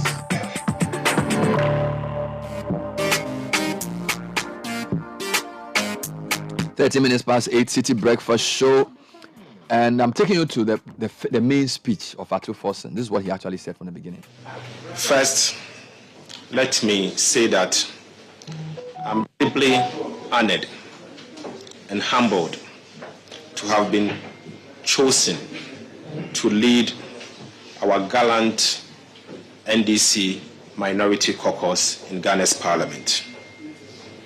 I wish to use this opportunity again to thank the leadership of our great NDC party, who have placed their trust and confidence in me.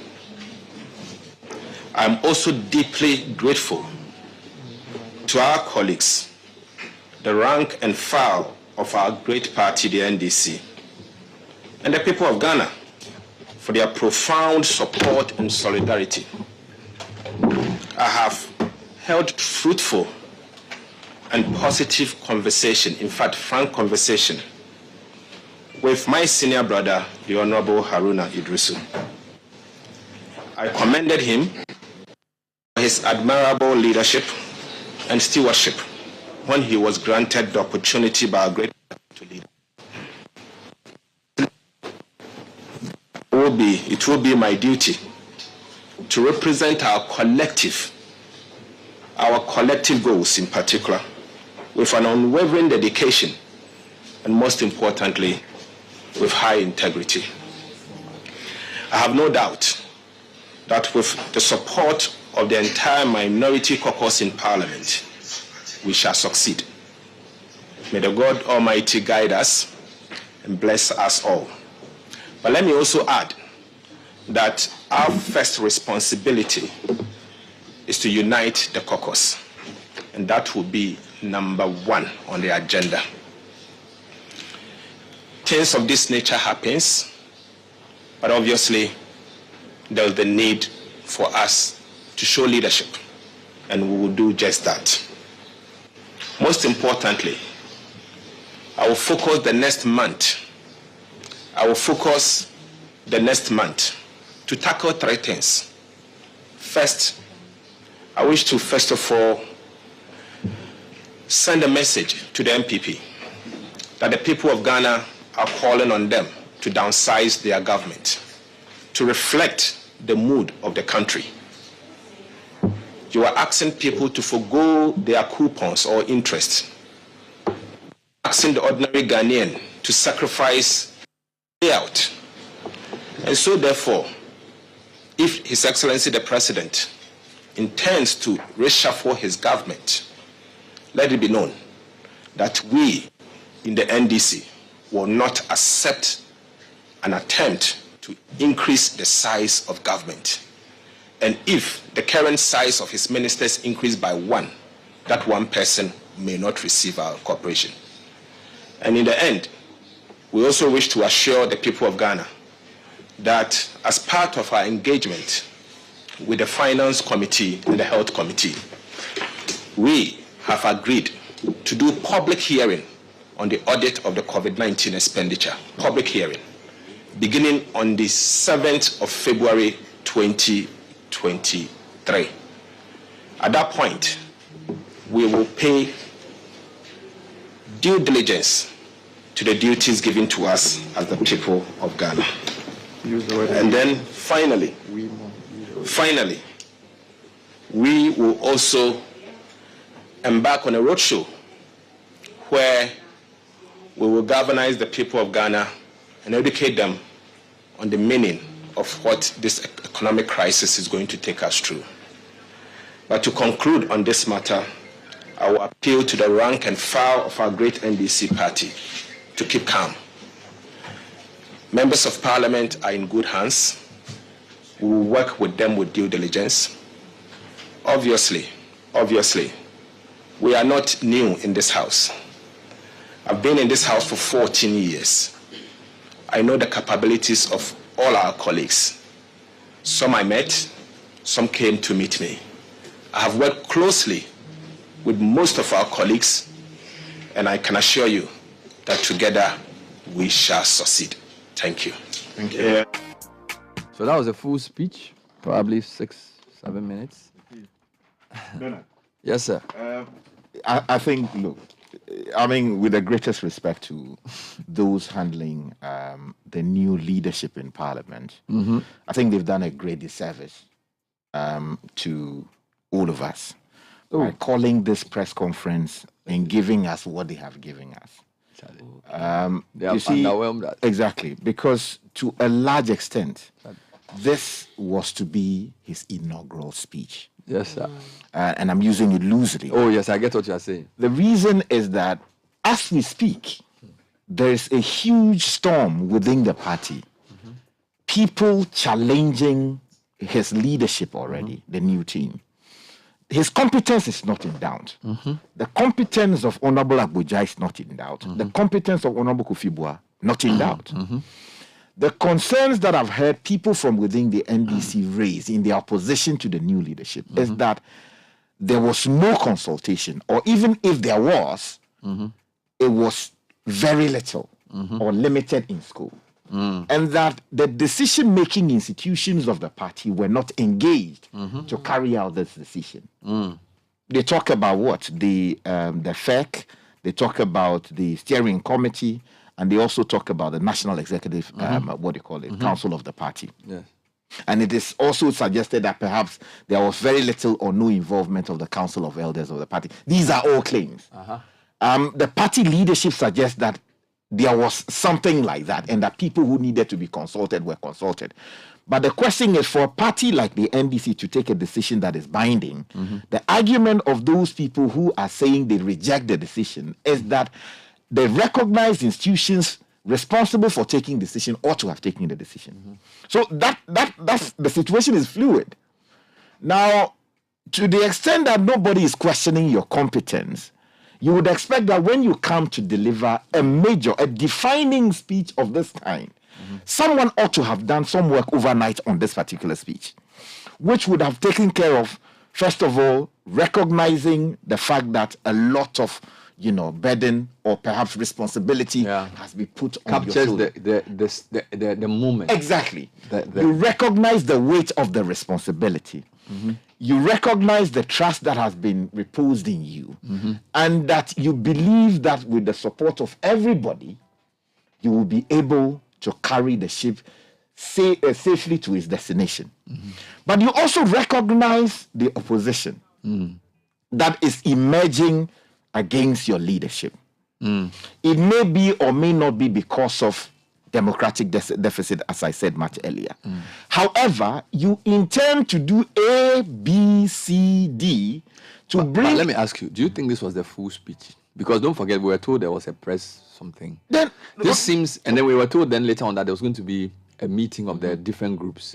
So this seems like some... impromptu. Yeah, or like they abridged it or something. No, that's what I'm saying. That I'll come to that. So when you say that you do A, B, C, D to win the confidence of everybody, you are not going to go after anybody because they signed a petition opposing your leadership. You do A, B, C, D and ensure that the NDC is held together to take on the MPP in Parliament. Then you go on to talk about the performance of the previous leadership. Of course, he made some casual reference to that, but spoke about meeting Haruna and all of that. But Haruna was not the only person that was removed. So you needed to deal with all of those and recognize the contribution. It needed to be a proper... Exactly. But there's a difference between a statement and a speech. This is probably a short statement to the media. No, you see, regardless of how you look at it, you needed, even if it was not a speech that you are going to read, the pointers you should take down the notes and then speak the speaking notes so that it will dispel and even influence what the media will write. Exactly. So now what's the media going to say? What is the media going to say? So you deal with all of those issues, and then if it is really necessary for you to already begin throwing salvos at the government, what you intend, because look, people are calling it a coup. Coup makers will tell you that if you do a coup, it doesn't succeed, you are either dead or you'll be in the jail somewhere. Do you understand? But where the coup succeeds, that is when you establish your government. As we speak, the thing is still fairly shaky because of the opposition. So the speech did not seize the moment. So you should seize the moment. Get your people to understand that you recognize you were expecting a lot of... Oh, yeah, of course. I mean, you were underwhelmed, Kuku. You were underwhelmed. I mean, he could have done a better job. Let me forget about Sky. What did you think? I'm making very important points. Why are you forgetting about me? I am saying I want to know what she thinks. So say that. I think they're very literal. I want to understand. I want to understand what she feels. Whether and you say you want. What I'm saying is that I want to know whether the being underwhelmed is something that is across. It's not just from me. Because I know your view. I think that he has replaced the Honourable Atuforsen has replaced somebody who was effortlessly charismatic. As we know, a great orator. Somebody who could, at any point in time, get on his feet and deliver and address a speech, a retort extremely gifted, extremely orator. gifted. Yeah. Without once glancing at a piece He of can paper. give you like what do you call it, sound bites without even preparing. Without even trying. You know, it's like an innate gift that I spoke to some of has. his mates in sociology in Legon. They said he was a shark. And it's very apparent. And I think Dr. Forson is as well. In a different way. He's probably more of an introverted shark, whereas Haruna Idrisu is more of an extrovert. Yes. No, there are some people who perform better. Yes.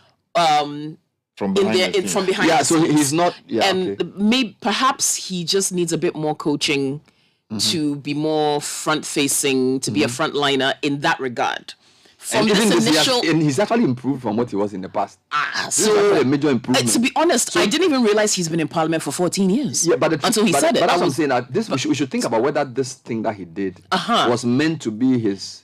You see, I was actually even at so, yeah, but you were taking too long. That's what I'm saying. All this. What I wanted you to admit for me, this seemed very impromptu and very hurried. Yes. Bernard, everything you call the media to do, if you are not ready to continue with it, tell the media respectfully that because of A, B, and C, we called you yesterday that we were going to do A, B, C, D. Yeah. But there have been changes or intervening developments that will require that you shelve the press conference for now. You don't still bring the man to come and you know why? People have deployed live equipment. We sent an OB truck there. So if the man... So I feel he felt like... No, this is not the first time. The media has come to cover my first speech. There's a meeting that's going to happen. I need to say something for them to not to waste the transportation. No, this is not the first. He was ready. Maybe in his mind, this was how he wanted to. It would probably have been worse on him first. to imagine what the media would have said that Atuforsen calls us for a first president and he gets cancelled. So that's what I'm saying, that this is not the first time it's happening. There have been so many press conferences called at the highest level of even governance. Okay. And they will come out and tell you that because of A, B, C, D. Okay. It is not. You know what? We'll come back. So I haven't finished with you. I wanted to quickly wrap up. So you feel he's stepping in big shoes. He's not that eloquent. We should cut him some slack. Please, Bernard. No, but he's not eloquent as Haruna. That's the fact. That's the truth. Atuforsen he doesn't. I've interviewed both men. Yes. Haruna Idrisu's level of we understand. We get it. Oratory is higher than most politicians you find in the country. Yes, so, grave error here. Okay, it's a very grave error. What's the error? And he hasn't even finished. But okay, cool. Let her finish. So, because your question was I underwhelmed? Yes. I think again, considering who he's replacing and what we're used to from the minority leader in Parliament, and we've been used to for several years now, it's a stark contrast. That's what I'll put it that way. It's a stark contrast compared to what we're used to hearing and what we're used to seeing and the kind of delivery we've become accustomed to when it comes to the minority side of Parliament. Not just from the minority leader, but also from the chief whip. And again, I think they're both. We didn't. But I'm saying that duo. Okay, where is even the deputy minority leader in all of this? No, he's not in the country. Look at that. No. He's not in the country. Why not in the press conference? That doesn't matter. It happened. Elizabeth, when she became, but that's what I'm saying that. When she became, but that's what I'm saying that. Then it's possible that that this was impromptu because if Kofi Boy is not in town, Cassiel didn't read the speech. And all the media is there, and he gives like a 2-minute statement. But I also think let's not underestimate him too much. This is his first run out as minority leader. That was the point I was making. Let's also give him some time because we know he's brilliant. That is not even in question. Let me hear you. But I think give him time. He's new in this role. He's now going to get accustomed to this role. If you are the ranking member on the finance committee, yes, it's a very publicly in budget debates, for example, the ranking member of the finance committee gets the chunk of the time. In a lot of discussions about loan approvals, the ranking member of the finance committee, in fact, the minority will yield to him. So he's not some novice. Not at all. We're not saying he is. Which is why Sky is saying that he expected more. Yeah. He will get accustomed to this particular role. Prophet, I'll come to you after your money. But you need to brush your teeth. Pepsodent charcoal is made with a fine blend of activated charcoal and lemon essence. And the Pepsodent charcoal white gently polishes away tooth stains and naturally restores your bright smile. Pepsodent Herbal for the herbal lovers is formulated from carefully selected natural extracts and uniquely blended herbs. It reduces, repairs, and protects gum tissue while giving you strong teeth. Now, you can get Pepsodent at any shop or call our customer care center on our toll-free number 0800 2000 030. That's 0800 200 030. Always remember to brush your teeth in the morning and before you sleep at night. Pepsodent, every smile matters.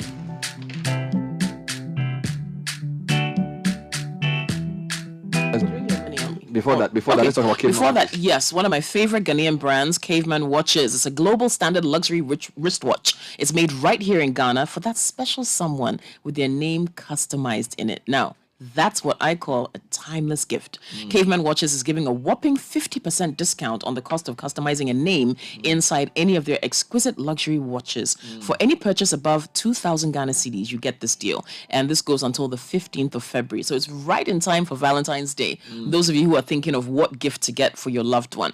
Visit Caveman Watches on all platforms. That's at Caveman Watches. Or you can walk into their showroom and factory on their Jingano Road, adjacent the new AstroTurf, and you can place your order or even join the making process of your own bespoke luxury watch right here in Ghana. Call 055-751-6744 or go to cavemanwatches.com. Caveman Watches, be remembered. And the Institute of Chartered Accountants Ghana turns 60 years. As part of the anniversary celebrations, a float will drive through some principal streets of Accra on Thursday, which is today, the 26th of January, starting from the ICAG Secretariat at 7 a.m. through Tetekwashi, 37 Military Hospital, Ridge Roundabout, and back to Christ the King through Cantonments, then to the ICAG Secretariat in East Legon. A Thanksgiving ceremony and launch of the anniversary will be on Friday, that's tomorrow, at 4 p.m. at the Accra International Conference Center. All students, members, and fellows of the Institute and all stakeholders and the general public are cordially invited to join the Institute to celebrate this significant milestone. Long live ICAG, long live Ghana.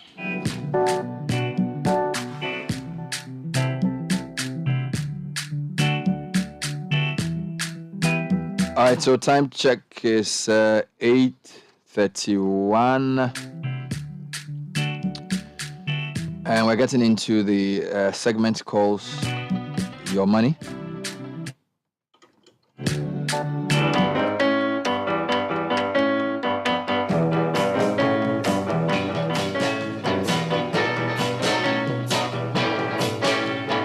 All right, so Your Money is brought to you by CBG. We stand with you.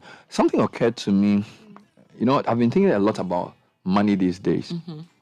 How to make it, how to maintain it, and how to multiply it. So you make it, you maintain, you multiply. That's that. It's a law, right? So you must make the money first, and then you must let it grow, and then you multiply it. So some people want to multiply without making. Some people want to multiply before maintaining. So you make first, you maintain, and you multiply. So there are 3 M's. And I feel discipline is the first law of financial increase. Discipline is the first law of financial increase. So the Bible says, wealth gotten by vanity shall be diminished, but he who gathers by labor shall increase. So we're talking about consistency. We're talking about discipline, gathering by hard work. So it's and the concept of gathering is you take your time and build it.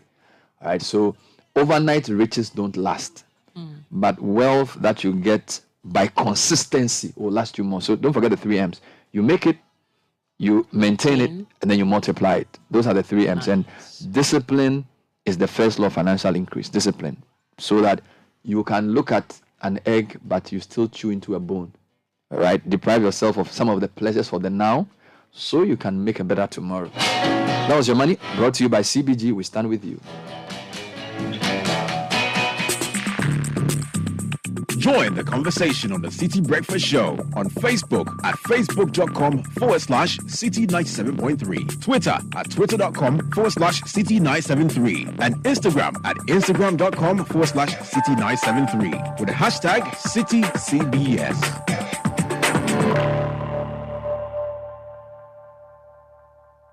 This is the Citi Breakfast Show, the city's biggest conversation. We'll read some comments on the. We've discussed 2 main issues. We've talked about the plethora of advice that the government is getting from civil society on how to cut its expenditure, how to raise its fiscals from CDD to IEA to the Independent or Individual Bondholders Forum. We hope government is listening. We're also a bit confused by the Vice President's announcement that we should have a bipartisan approach to managing economy affairs. I was like, you know what? That's what you are supposed to do. You're not supposed to be telling us. Put that aside.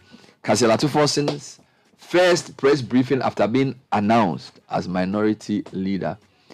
And Sky is analyzing a lot of things around this, like whether it was necessary to then come and give us a 2.5-minute speech and not take questions. But if you wanted to quench the fires of all the challenges that you are facing, did you need to have Haruna there with you, negotiate to him to be there, to say I'm there with you? Because if people are protesting in the regions, why won't you say, you know what? If you've met Haruna, what did you tell him? Because if I had met Haruna, I said, dude, Charlie, I beg you, come and sit with me to let people know that you are with me. Okay, and then Kofi is also not in. As for him, it's part, because if you want to introduce the whole team, who is forcing them to do it today? Yeah. Why won't you use the whole of the week to quench the fires and then do a press conference when Kofi is back? Why are you, so it's like a lot of own goals. Now we are told 80 people say they support, 70 basa, and now we are told there's going to be some meeting to try and resolve the issues. I mean, this is the lead opposition party. Yeah. And what's even worse is that, I heard someone just tell Sanders something, which I sort of agree with. It's like, you know what? We are going through so much in the country. Why should the way we choose our leader become the main topic for the day? Why are we creating... And he's not necessarily blaming the media, but he's admitting that they are scoring an own goal. Yeah. Because the media focus is on the division in NDC's parliamentary front, when the focus should be on debt exchange. I have in front of me very sound advice from the Independent Bondholders Forum and the Tenka Committee on what they have said they want to do, which we feel could have been given more airtime. Or the COVID, audit that is so scandalous. Or the football spending of over 160 million. All right, so many things have come up. Hospitals that have gone on strike in some parts of the country because they don't have normal anesthesia machines. We're spending all the day discussing honestly, and it's not. It's like it's painful. Sometimes we have to balance what is immediate and relevant. But and this you can do better. Like, what are you doing? You've been in government for how long? PNDC, Rallies, 20 years. You can't choose leaders, and we have to be spending the whole day discussing. I mean, what's your problem? Get your act together. I mean, what's this? We don't want to spend the whole day discussing whether our two forces spoke to Haruna, who Haruna is planning. It's not what we need in Ghana. So please give us better things to think about and stop this, we won't go here. Somebody should call the whole house to order and say, guys, whip everybody into line, get a boat to start working, and let's do what we have to do and stop this unnecessary diversion. I'll give you 2 minutes to end this discussion. I'm not going to repeat it again, so I'll give you 2 minutes to finish it. Then what do you want me to say? I want you to end, because it's really annoying me. Why should we be discussing? No, you also can't. We go live and you can't speak for 2 minutes. That we should even take questions. Can you imagine? I mean, he says he won't take questions. What is your issue? Stop that. No, you see, first of all, we need to acknowledge the circumstances that they find themselves in, and he finds himself in. The reason why I'm saying we are making a grave error is we are thinking, were we expecting the person we've covered as a journalist for 14 years to suddenly be transformed overnight? No. That the case we know yesterday. Suddenly this morning, because he's new minority leader this morning, suddenly transformed. But is this the case you know? Of course. Of course. This is the case you know. Of course. Okay. If you look, anyway, you're right. He doesn't speak well if he's not reading something. Maybe he's he mentioned the fact that he had spoken. He spoke about Haruna's influence on him. Yeah. Yeah. He spoke about the fact that he's not a novice. Yes. Which is emphasizing his position in Parliament. He says, I've been in Parliament for 14 years. The MPs who came to meet me. Yes, sir. And there are those... Yes. No, it has to be emphasized. You might say it's not in doubt, but it has to be. It's a point that has to be emphasized publicly. It's true. Because part of the criticism makes it look like he's a nobody. Yes, like... If you listen to Mr. Avocat described him as a non-entity. How can Avocat... Hold on. That's true. You've had your say. You've had your say. I think, no, you see, Bernard... No, hold on. You see, you're not being fair to the Honorable Avocat. Listen. What did he say? What did he say? There was a specific question about... Cassandra asked about issues of longevity and all of that. Uh-huh. And then there was a context in which he said what he said. Which was? And he said that yes, it is the case that people came in and became somebody. But where we find ourselves, this is not the time to make a non-entity somebody. His meaning is clear. No, hold on. He did not. Hold on. I'm saying that you should not use that and say in specific terms that he was describing Ato Forsen aside. Why would we? But why? How many? Sky, please. Why were we interviewing Dr. Saboka? Why were we interviewing him? How many people were removed? I'm saying, why were we interviewing him?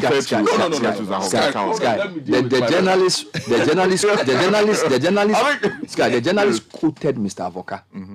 He quoted him. Now you can say the interpretation may be different, but yes. So if you are being interviewed as an experienced MP about a new leadership, and you say this is not the time to make a non-entity, at best you are referring to all three.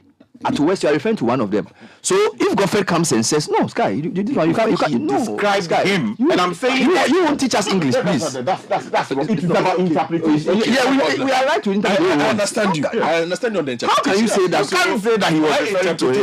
Was he talking? Did he say that? I was answering the question about the new leadership. I can hold my own here. Why do you want to come and tell us how to interpret what my Avoka said? interpretation of what Honorable Cletus Avoka? Yes. If I were in KSL's shoes, that would be my response. It's very bad. Okay. And that's what I'm saying. That, and he chose today. Okay, to hey, why is it? Okay, all right, I'll come and deal with this one later. This is old. No, go on. All right, he chose today to say that I am not a nobody. Johnny just come. Yeah. I've been here for 14 years. Yes. And listen to what he said. He said, I have been here for 14 years. There are MPs who came to meet me. That's true. There are those I came to meet. Yeah. The plan is to work together. It is neither here nor there. Okay. All right. Second point for me on this point about whether the timing was right or what.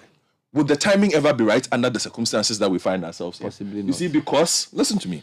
Listen to the point I'm making. Because the NDC finds itself in a very interesting position. Right? If what is to stop us from saying that if there had been a decision to maintain Haruna, there would not be granting behind somewhere? What is to say? No. Because we are. Let us not pretend as if. Hold on. Said that they will do changes. Especially, let us not pretend sitting here as journalists that we don't know that there have been conversations and there are people who have wanted a certain kind of change for some time. It is not the truth that every NDC MP wants Haruna as leader. That's true. That's not been in doubt. Exactly. We have said that here on this platform repeatedly. So the fact that those who disagree are loudest at the moment does not mean that we can then go and say, oh, uproar. Because again, protest in Asawasi, celebration at Elembele. In Elembele. That's normal in politics. Exactly. So I am saying, what is our position then to say there is an uproar of a sort? Because there is. No, calm down. You understand? So what's wrong with you? For I think that we just need to let this run and see how it goes, because they said there's a meeting today. Yes. We'll see how the meeting goes. What is not in doubt in listening to Siedun Ketia and Fifi Avikwete is that the decision will not be changed. Yeah. What we've heard some George and others say. Have we heard Mahama say anything? No, not yet. I'm coming. What we've heard some of the other MPs say is they want engagement before or after the fact the decision has been made, but engage us and let us understand within ourselves that this is why you did it and this is where we are going. But the decision itself will not change. Again, let's sitting here. Somebody replaced somebody. There was noise. But they moved on. Yeah. It is the nature of our politics. This is a repetition of a cycle. Yeah. I want us to avoid creating a scenario where we make it look like, and again, I spoke about this. Haruna's cult-like status makes it almost an anathema. Yeah, that to touch him. How dare you? You understand? And hold on, Sky. And again, Sky, he's not referring to you. He's making a no. I don't need. Let me finish. What's your problem? Yale Jojo. To speak away to him. Sky, but you your brother. Understand? So, Haruna's elevated position within parliamentary discourse, the media space. Look, for a lot of journalists, we give him a lot of respect because of he's a journalist kind of person. He's a dream. Charlie. He says the right things. He knows how to mix jokes. Answer it. You understand? He knows the work. But we must also, as journalists, be in a position where we can separate our personal likes, our idiosyncrasies from the objective. Will KSL make us laugh? No. Will he be the most exciting person? 14 years, he has never excited us. I don't expect him the next 2 years to become an exciting orator. But has he always spoken at a certain level? Yes. So that is what we will expect. Now, the rest of what he has to do as minority leader, most of those things are done behind closed doors. We are never there. Good. Meanwhile, we are also been aware that, and I told you, I witnessed some of those things. Most of the criticism of Haruna was backdoor. They don't do it publicly. They will meet you and tell you that, oh, Charlie, he's this person, he's that person. But they won't come and tell you. But backdoor, there were quite a few people who felt that he was too cozy. That is the fact. I was there. Nobody's telling me this. And then, so again, which means that Kaziel's strength may be working behind the scenes, building bridges. He may not necessarily come and deliver a speech that would, but he will probably work the background well. I was not sitting here. I was not expecting Kesela Tuforsin to come and read a speech that will blow me away. You are not even expecting. I'm not expecting it. So that's why I say we are getting ahead of ourselves. But I think Sky's point, which I think I agree with, was that in all of this, if you want to outdoor or make your first public speech, it should have been better thought through, better written. And then to come and do like 2.5 minutes and say you won't take questions, you go. So I understand where he's coming from. That is where you cannot, you cannot come and you see, and both of us can be right without it always being a fight. Oh, certainly. Your point is that this is normal Kaziel, which yes, and Sky's point is that if this was like a Haruna, even with an impromptu speech, we will be clapping. You know, he would have used the 5 minutes in a way that. After the speech, and that is a gift. It's not everybody who has it. He's gifted. You see, Sky, there's no level of training that a man can get that can produce the kind of things Haruna does. I'm coming in front of the mic. Whilst I agree with you that strategy-wise, managing the person, deciding what to do are important, these are times that, you see, it's like we are all not sure what's happening. You see, Bernard, to have 70 MP, 77 say we support, 60 say we don't. It's a very uncharted territory. If that is not an uproar, then what are you talking about? Let's forget about that. Let's talk at the general point. We are saying that whilst the man's first approach may be underwhelming, we must also understand where he's coming from, the kind of person he is, and how he does that. That is not in that. That is why you prepare for it. You see, the point I'm making, look, Bernard, you see, leadership positions in this country must be given a lot more thought through. Do you understand what I'm saying? Even if the person is weak in a particular area, it is the job of the people managing the person to sit overnight, put together a statement that defines the moment and responds to everything that I've spoken about. Yes, it is the case he spoke about. Yes, he met Haruna. What of the rest of the people? The people who are dissenting, was there a statement as to encourage them to come together and work for the common good of the NDC? Yes.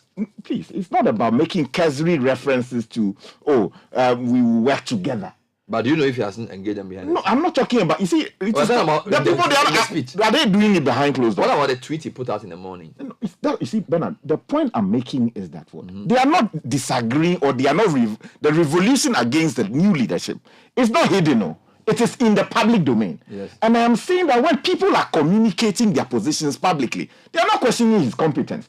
It was just a one-off statement made by Honorable Avoka, which you now contextualize as meaning that he is questioning his competence. He didn't refer, he spoke in a certain way. In your view? Yeah, and I'm saying that if you look at everything, and I've spoken on this matter. I know Kesela Tuforsin. I've worked with him in Parliament as a parliamentary correspondent. His days as the deputy minister. I know his competence. He's one of the finest guys you can ever find. I don't have any issue with his competence or otherwise. Good. What I'm saying is, that should not give us a reason not to question how this whole thing managed today's because the NDC is not some new party. They didn't manage today well. Exactly. So, and I've been in that house and I've seen leaders come and go. Exactly. When you are making an inaugural speech. But why do you call it an inaugural speech? Yeah, of course. I mean, I'm using a movie. It is his first statement as the minority leader. So if you did not think through it properly, or something has changed, what you do is tell the media respectfully. The media will not go and, start. Yeah, that's right. You tell them in a nice way that, we have a meeting that is to do A, B, and C. And in view of that, the press conference that we have called, we will not do it. So, okay, please, take it that. Of course, people will put their interpretations on it.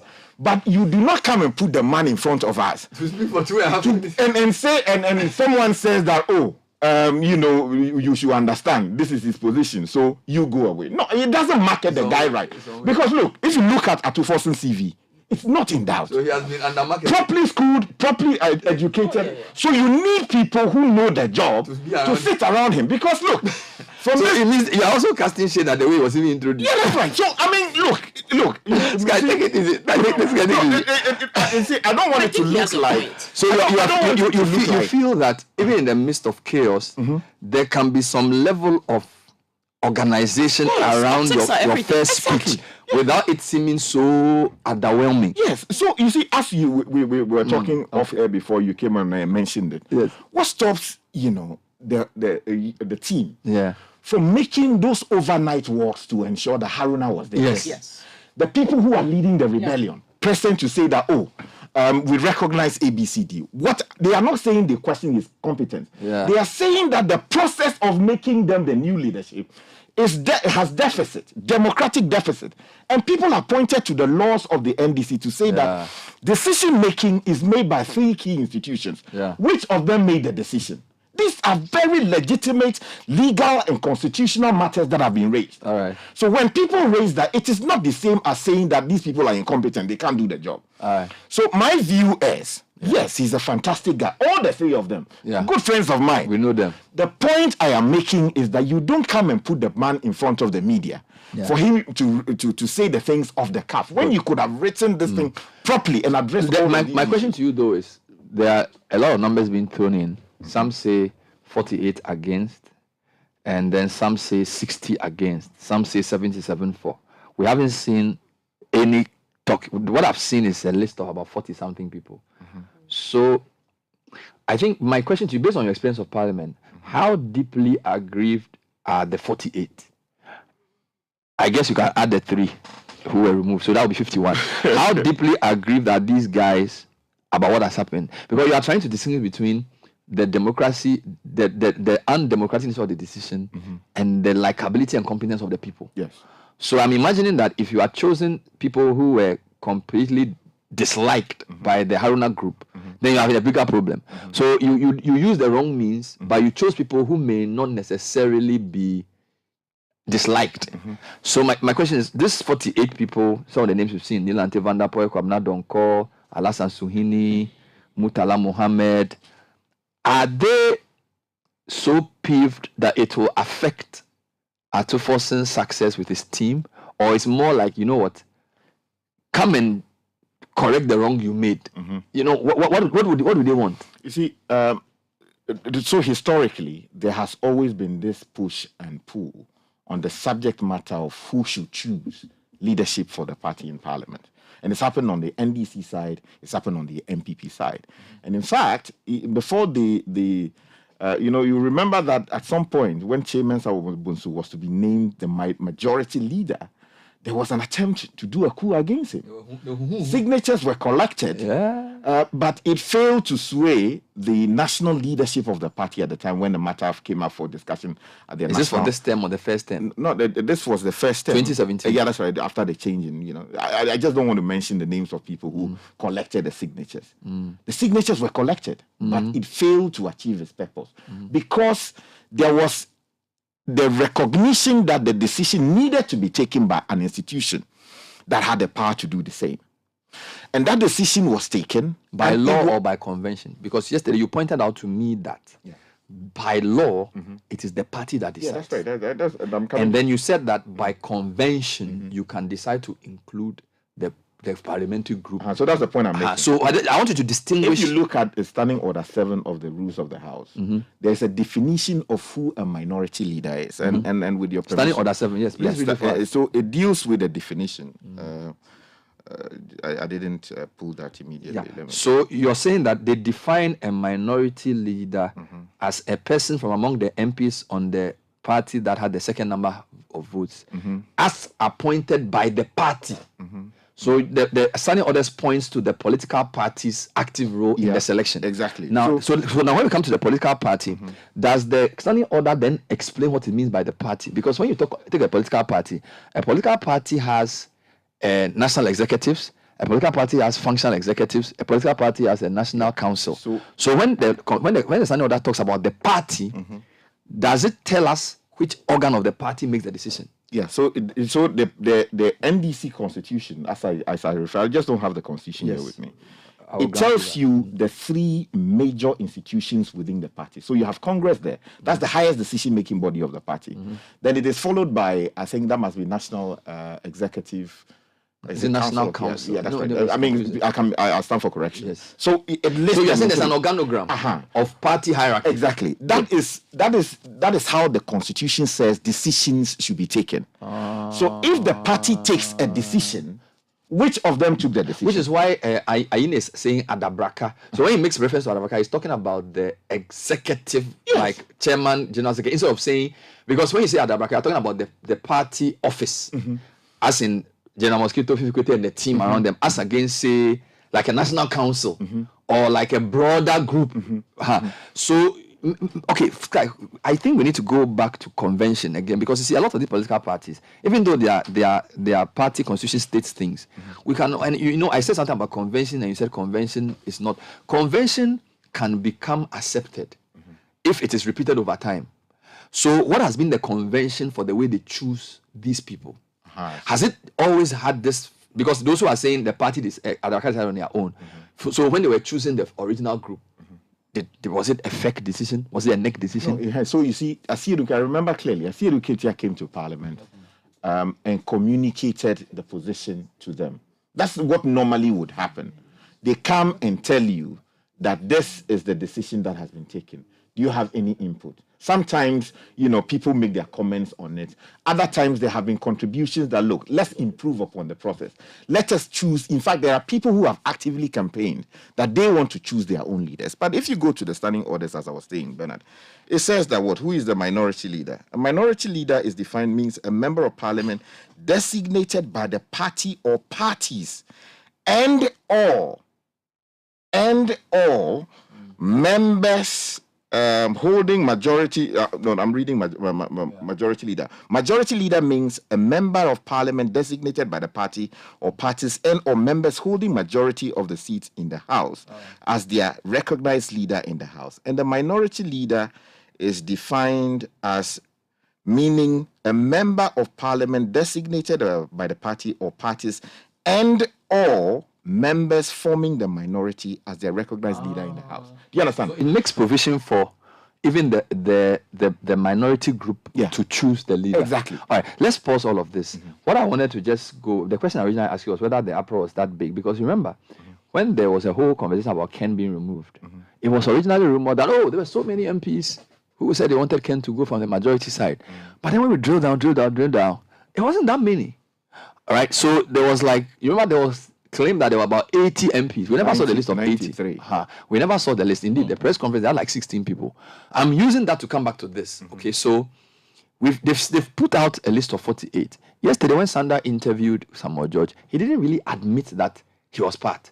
When he interviewed Kofi Adams as well, I didn't get the sense that he admitted that he was part. Did you get me? So could it also not be like a small group causing making a lot of noise based on what we've seen recently in Parliament, that because the media is ready for information, a small group of people can take a valid grievance and then escalate it to become a national issue because they have access to the media. Whereas if you really ask MPs to take a principled position and say, how many of you actually disagree with this, you will not find a lot of them coming out openly to say Bernard, it. I know how some of these decisions are made from history, my history in the house. You see, sometimes people go and oppose something, and because of something that someone calls to tell them, they quickly retreat.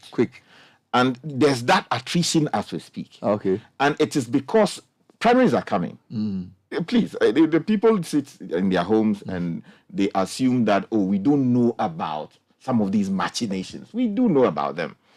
Sometimes just because you can't see some of these things. They are behind the scenes orchestrations to muscle people out from the position of opposing the new leadership. Look, the reason why I am concerned is that these things get to repeat themselves in government. Why are we complaining about, the IMF, how it was handled today? Similar. We are asking questions as to whether cabinet looked into it. Same thing. Of course, it's the president's prerogative to say that I have evaluated the So situation. it's not a similar situation. That's right. That's It's a exactly similar the point situation. I'm making. So some people shouldn't sit somewhere Yes, and then make an announcement. And Yeah, that's right. The question is, there are established institutions within organizations that should handle A, B, and C.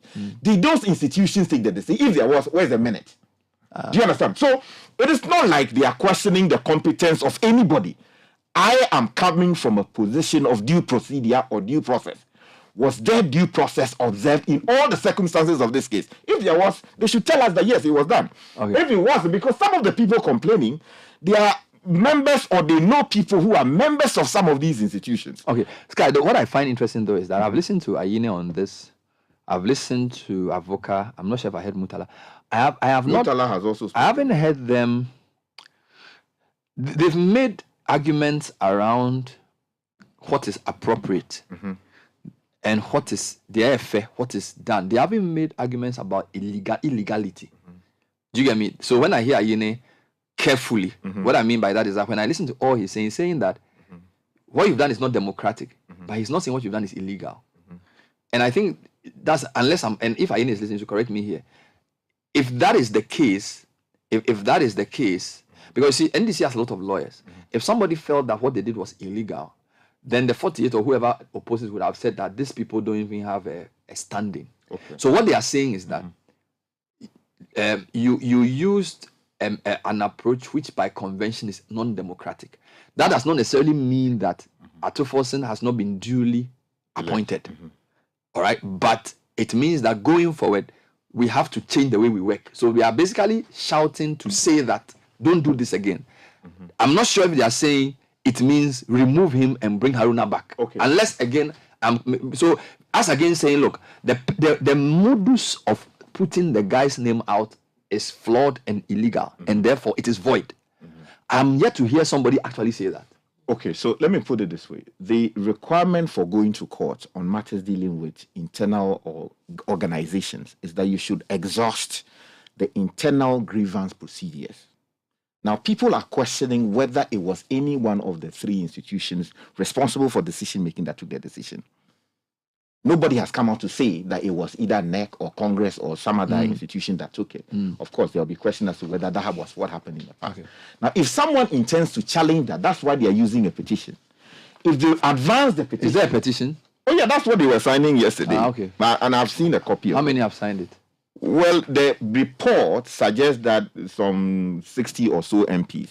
But I'm also you haven't seen it. You want to see it for yourself. Yeah, I'm also aware of the attrition. Okay. You understand? So if someone is aggrieved enough to want to challenge the decision, he would then have to exhaust all the... I understand what you're saying. What I'm saying is that in the you see, you don't need to go to court to make a legal argument yet. I'm saying that when you listen to Avoka, you listen to Ayine, have they made legal argument? Yeah, he referred to the constitutional requirement that there has to be democratic principles must be observed in even political parties. It's a requirement of the Constitution. No, but try and distinguish between, you see, what I'm saying is that when you listen to everything Ayine has said, is Ayine saying that the appointment of these guys is illegal or undemocratic? And I'm saying that, hold on, in substance, they mean two different things. I'm not talking about whether he wants to go to court or whether he wants to exhaust. So I'm not talking about the action he's taking. Yeah. I'm talking about when he's interviewed, the argument he makes to Sanda. In my view, it's a democratic argument. He's not saying that as a consequence of what has happened, the man has not been duly appointed. He's saying you did not use the right democratic channels, and we are not happy with it. And this is not what our party stands for. But he's not saying that because of that, your decision should be reversed. Do you get me? And I'm saying that that's a very important distinction you must make between, because if Ayine wanted to say that the guys have been, the procedure being wrong voids the nomination, he would have said that. You see, Bernard, there are so many things that are said publicly, which we all hear. And there are so many things that are said or prepared for behind the scenes, which do not necessarily come out, but which come out over time, when there is the need for it. I am telling you what I have picked up over the last 24 hours. And I am saying that one of the key issues being raised now, in fact, I mean, when Ayine was speaking to Sanda, he made references to that who took the decision? When was the decision taken? By whom? who were the people there, sort of, not in as many words. So he's throwing the question out. Okay. So the question is, and I think that the NDC leadership, with the greatest respect to the Honorable Fifi Kwete and Honorable, General Mosquito, they owe it to the good people of Ghana to come and answer this question, because, look, we don't want to find them in government tomorrow and repeat the kind of chaos we're seeing today. You see, what you see them do today is potentially what you see in government. And that is why I'm concerned. And I am saying that I respect the competence, the authority, the credibility of the people who have been put there. And I'm saying it because I know them. And I also respect the competence and credibility of the people who are manning the NDC today. But the point is, when you are making decisions, those decisions must not have democratic deficits. Where there are those deficits, we have an authority or the obligation to question them. Watch this space. It looks like this is not ending now. All right, we are getting to Effective Living series shortly, but let's talk about Providence Insurance quickly, Kokui. Yes, indeed. Now, Providence Insurance is 40 years old. Can you imagine that? Providence Insurance. Yes. All right. So they welcome you to a new year. Remember to insure your new car or renew your existing motor insurance policy from now till 31st of March and get free gifts like fuel coupons and several other branded Providence souvenirs. And remember, with Provident, man, you are covered. With Provident, man, you are covered.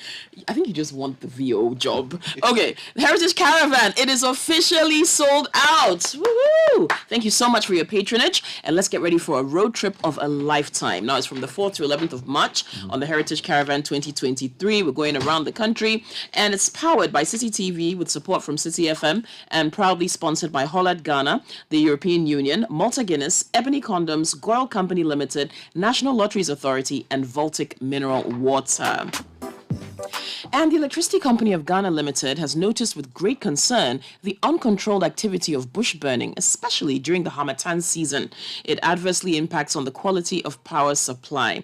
These uncontrolled settings of fire to clear bushes end up burning our network system, resulting in outages and inconveniences to our customers. It also puts a heavy toll on our limited finances. Please be informed that ECG reserves the right to seek legal redress against offenders whose activities destroy our installations. Help ECG to serve you better. Go to ecg.com.gh.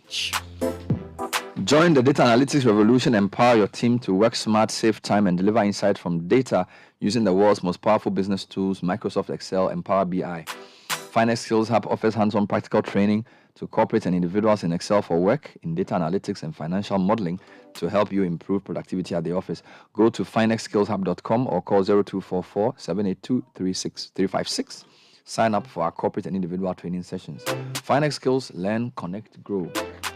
And Heritage Christian College is at Amasaman. We are accredited by the GTech. We are affiliated to KNUST, offering you programs of different kinds: BBA, accounting, marketing, human resource management, and more.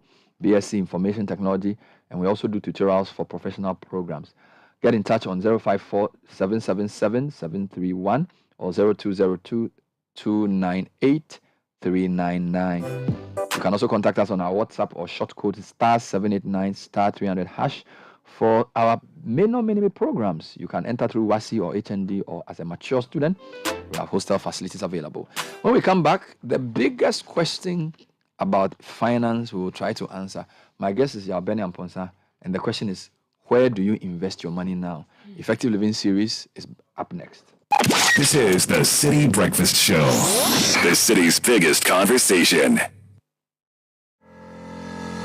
Freight forwarding just got easier. Say goodbye to the days of excuses and disappointments with Hallmark Freight and Logistics Ghana Limited. Our attention to detail prevents customers from ever having to pay demurrage. Our quality and cost-effective services include ocean freight, air freight, customs clearance, logistics, warehousing, project cargo, ex-works, haulage, break bulk, and courier services. Trust us to get your goods from any part of the world delivered to you at your convenience. Have your air freight delivered in less than 24 hours. Sea freight in less than 48 hours, and land freight in just 4 hours. Visit our offices on the 4th floor of Allied Heights, Abelempe, or Cargo Village Airport. Call us today on 0302-915-335 or 0501-471-599 or visit our website hallmarkfreightgh.org. Hallmark Freight and Logistics, your trusted and reliable partner. Fine, anyone can become the house of you. Oh, wow. Yeah, anyone. whether market woman, student, professional, even fisherman or cobbler. YouGoFlip, a real estate gaming platform that allows you to play and stand the chance of winning a house, cash, or other prizes, such as savings towards a house. Simple and easy to play. Visit www.yougoflip.com. Buy a ticket to enter the game. Wait for the end of the game to enjoy the win. Anyone can win. Contact us on 0555222490. YouGoFlip. This advertisement has been vetted and approved by the Gaming Commission of Ghana. Play responsibly, not for persons below 18 years, and gaming can be addictive. Man, I've just been busy these last few weeks. My company has asked me to attend this conference in Canada, scheduled for December of 2022. I submitted my application in March, but I've still not heard back from the immigration office. I don't know where to start. Time is ticking. If only there was someone to check in on my business visa status on my behalf. If you retain our services at Askia Immigration Consulting Services, we can follow up to ensure the status and quick delivery of your visa application. No matter how busy you are, you can count on Askia Immigration Consulting Services. Contact Askia Immigration Services on 0241 318890 or 0595 449054 to book appointments and to get assessment of documents. Askia Immigration Services on the 8th floor of the number 1 Airport Square building, Airport City. I'll take you there. 1xBet. Easy betting, easy winnings. 1xBet, the most reliable service to make deposits easily with high odds and numerous bonuses on the spot. Register now at 1xBet.com.gh. Use promo code BESTODDSGH. Get 300% bonus up to 3,445 Ghana cedis on your first deposit. Easy to use, easy to have a chance to win. 1xBet, reliable bookmaker. Gambling can be addictive. Bet responsibly. Not for person under 18 years. This advertisement has been vetted and approved by the Gaming Commission. Unleashing the power of relevant radio. This is Citi 97.3. Welcome to another edition of your Effective Living series on the theme 2023 Starter Pack. This is our fourth and final week where we are focusing on financial foundations for the year. We've spoken about how to get out of debt. We've spoken about how to prioritize your finances for the year. We've spoken about insurance. Today, I want to answer what I consider to be the big question for the year, not just for Ghana, but for the world. Where do we invest our money now? That's the topic I'll be looking at. My guest has worked in finance, real estate, and other areas of business for many years, and he will share his personal views on this subject. And of course, Effective Living series will be on our social media platforms. If you watch and you like, please share what you see. My guest is Bernard Avle, and I've known him for many years as a finance expert who also invests in many businesses. But I don't know what he does these days. Welcome to the show. Thank you. How do you describe yourself? What do you do these days? I'm an entrepreneur. Okay. So I try to solve problems. I like that. And hopefully people will pay me for it. You know, in analyzing Ghana's economy, I was asking myself, so where do I invest my money now?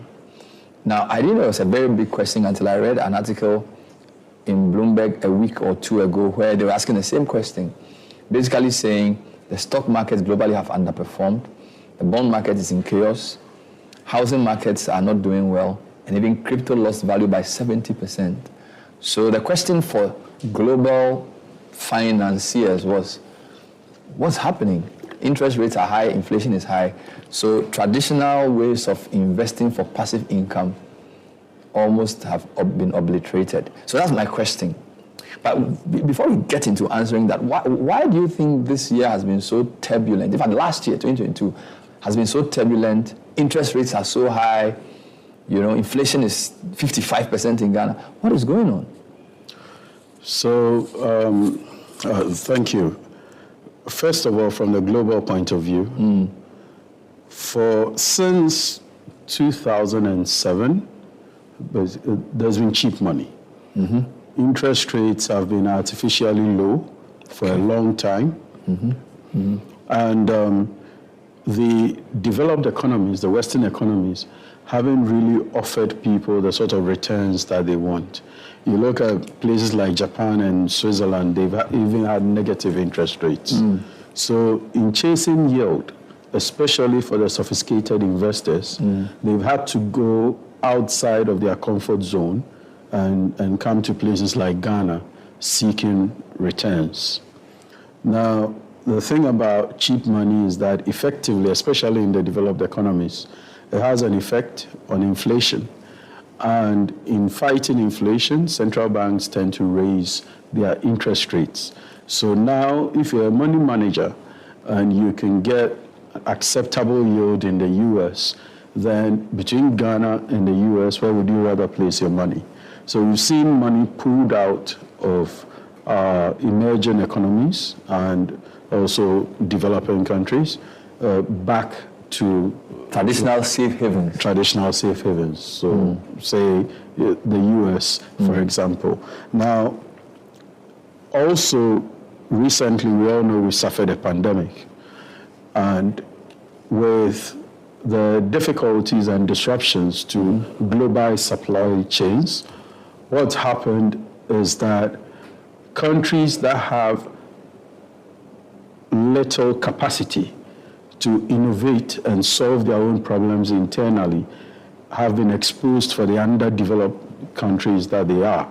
So places like Ghana, for instance. And what that means is that we are not as productive as we used to be. And so all sorts of difficulties, reasons why we are not attractive to the global capital market, and they would rather go to places where things are happening. So you call it cheap money or easy money? Yeah. As against what? Real money or as against hard-earned money? So it all started with quantitative easing during the global financial crisis about 15 years ago, where countries like, again, the US, because that's, the dollar is the reserve currency for the world. And in the quantitative easing, they pumped several trillions of dollars into their own economy. And these were funds basically created out of thin air. And that money, because it was used to support the real sector, ended up in people's pockets. Eventually has to go somewhere. Money has to find a home. And so that's what I'm referring to as easy money. But now, so people still have all this money, but in order to protect it, they would rather invest in a place like the US rather than Ghana. So that's all well and good. When I study your trajectory as an entrepreneur, you worked in finance for a long time, you've done real estate. I get the sense you've never really been a fan of passive income or easy money. Is that true? If it is, why is that? Because I do know that you've set up mutual funds before, and you understand how easy money is made. Yet you've not, at least for the past decade, you've not done any of that. What is it? It's a more complicated question than you realize. But basically, I'm a firm believer that business exists to solve problems. And if you're part of a country and economy that has a lot of problems, then as you deal with it, it also creates opportunity. Right? So, yes, could have invested in treasury bills like everybody else, the stock market, the Ghana Stock Exchange, which I've done in the past. But because I believe that business should solve problems, that's why I focused on areas where I could make a difference. But it's also a little by accident exposure, because when I was in school, I don't know if we have enough time, but when I was in school, lecturers went on strike for a year. Instead of traveling, there was some uncertainty, so I found a job. They seemed to like me, so they kept me on. So throughout the time I was in school, I was working. And then after school, my boss at the time invited me to work with him in a new company that he had set up. And when I joined, there were about 12 of us. I stayed for 10 years. When I was leaving, there were about 600 of us. And, wow. And over the 10 years, I saw how people that we worked with made a living, made money, and lifted their entire families out of poverty. A steward who used to work with us and basically kept our premises clean and served food and all of that, because we paid him well, was able to take his children through St. Peter's and attend KNUST and Legon. One is an engineer, the other is an economist. And so business, real value. If done well, makes a difference. And I think it's important for us to focus on that. And sorry if I'm spending a lot of time on this, viewers, but I feel it's important to go through this alley before we get into where do you invest your money now. So I'm thinking about Ghana's economy, and I said on air before that our economy is highly financialized. Yeah. And from a little back of the envelope calculation I did, I mean, countries with much more sophisticated financial centers, the city in London, UK, US, they are less financialized than Ghana. And by that I mean, if you take the whole economy, manufacturing is much more significant than just financial services. Is that part of our problem as a country, the fact that we have so many financial instruments, so many financial companies, and yet real value creation is not that high? You're perfectly right. You're perfectly right. And I love your use of manufacturing because it's a proxy for a company's ability to solve its own problems, right? The thing about sectors like finance and law, for instance, is that they must serve other sectors in order to be useful. Finance really finds its meaning in financing the real economy, those who are doing stuff, those who are building stuff, right? Because the essence of finance, and for someone who studied finance and economics, the basic reason why the financial services sector exists is intermediation. Someone has excess money, someone needs money, you match them efficiently at a good price, right? One that's affordable to the one who needs it, which is the interest rate, and acceptable to the one who has the excess money, okay? That's the basic function of finance. That's the basic function of finance, and to help people protect their wealth. But as you know, people respond to incentives. And in Ghana, we sort of perverted it to finance basically chasing easy returns instead of solving problems. Wow. So we're in a situation where our own capital has no appetite, has no incentive to solve our problems. So whenever everybody knows, when you're doing any meaningful project, you need to go and find money abroad, right? Because Ghanaian banks won't finance it.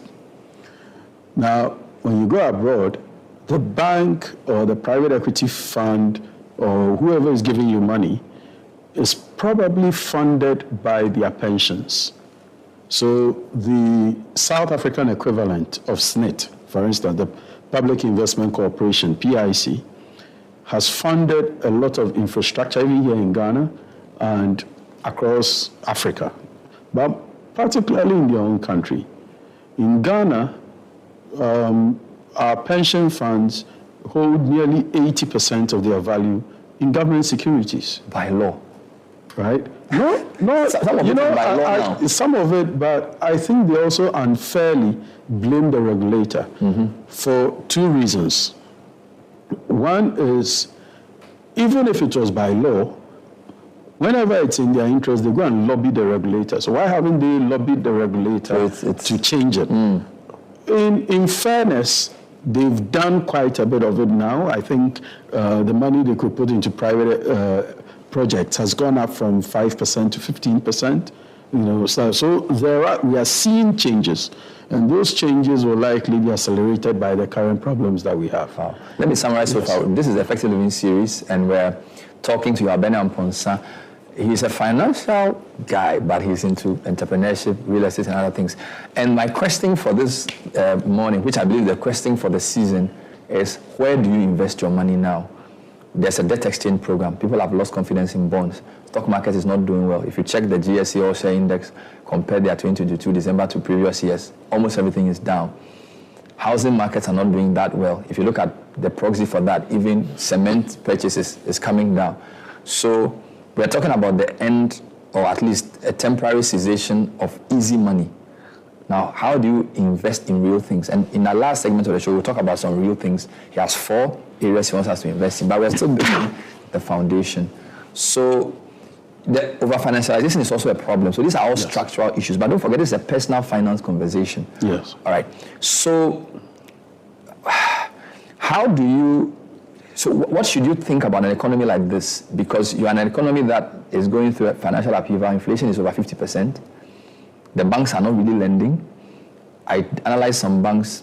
A lot of them, their interest income is from financial instruments. So you are right. So what do people with excess money or people who have saved enough to invest, how should they think about storing up that money or letting that money work? Okay. So, but just a little step back and then we'll go forward. The link between personal finance and the structural issues is that what you're comfortable with personally is most likely what you're going to, if you're a regulator, for instance, you're going to stipulate in your regulations. A regulator who holds 100% of his own wealth in treasury bonds is unlikely to understand why someone wants to invest in infrastructure. So that is the link. That's a very big hint. Yeah, that is the link, right? But that aside, wow. This is a very powerful one. I think you are giving me a clue as to what to discuss later on radio. Because a regulator who stores majority of his wealth in treasury bonds is not likely to understand why people must invest in real things. Because most of their money is made from just interest. Yes. Wow. So that's deep. We're all products of our experiences. That's deep. If you've never invested in a business and you keep hearing business is risky, and now you're put in a situation where you determine where people invest. You know, it's a steep learning curve, and most probably by the time you get there, you're a bit old. You can't teach an old dog new tricks, so, you know. Wow. Yeah. Wow. So having said this, yeah, clearly, somebody like you who's not really a fan of too much passive income will not be as affected as people who have been just buying and selling money. So obviously, you are more diversified, and you are also more real than I'm talking about real money than just paper value. That's partially correct. Okay. Because whatever a person is into, whatever business a person is into, your customers likely depend on their disposable income, which is now locked up somewhere. So the effect may not be direct, but the indirect effect may end up, much the same as if it was direct. But in terms of thinking about how to invest, when times are tough, the difficulty makes people, and all people, whether it's employees, when a company is going through tough times, you find that the employees behave better. They are more prompt to work because they know the company is suffering. And even if it's not an altruistic behavior to help the company to exit the tough times, they are afraid that if they have to go home, they have nothing to talk. Put on their best They come to work earlier. They come to work earlier. Looking very happy. So that's just to say that when times are tough, people generally make better decisions than when times are easy. I like that. Right? Because there's little room for error. Okay. And in people making better decisions, it throws up all sorts of opportunities. So when in terms of investment, I would say that this is the best time to look out for opportunities, right? Because your potential partner in the business will bring some skill, or your potential customer or your potential supplier are all thinking hard about how to survive and make more dispassionate. So, for instance, this may not be a realistic example, but imagine that you were trying to set up a bank or a lending institution, a microfinance, whatever. Because of the tough times that we've been through, there are lots of bankers looking to do something, and they are more likely to be reasonable in what they ask for in exchange for either teaming up with you or supplying their labor. So the first thing is, what opportunities do you see? Now, the thing about opportunities is that it's not everything you see that's prospective. You know, there's a famous saying by a professor that you may see a gap in the market, but is there a market in the gap? Right? Is this something that people pay you for? Okay, and you need to make good decisions, and you need to be realistic about that. But the key thing to bear in mind when considering any opportunity is, are you solving a problem? Okay, that's especially if you're investing in a business. Okay, are you solving a problem? Because the only thing that does not lie is cash in business. You can fiddle your numbers and show a profit, whatever, but with cash, people only hand it over for value.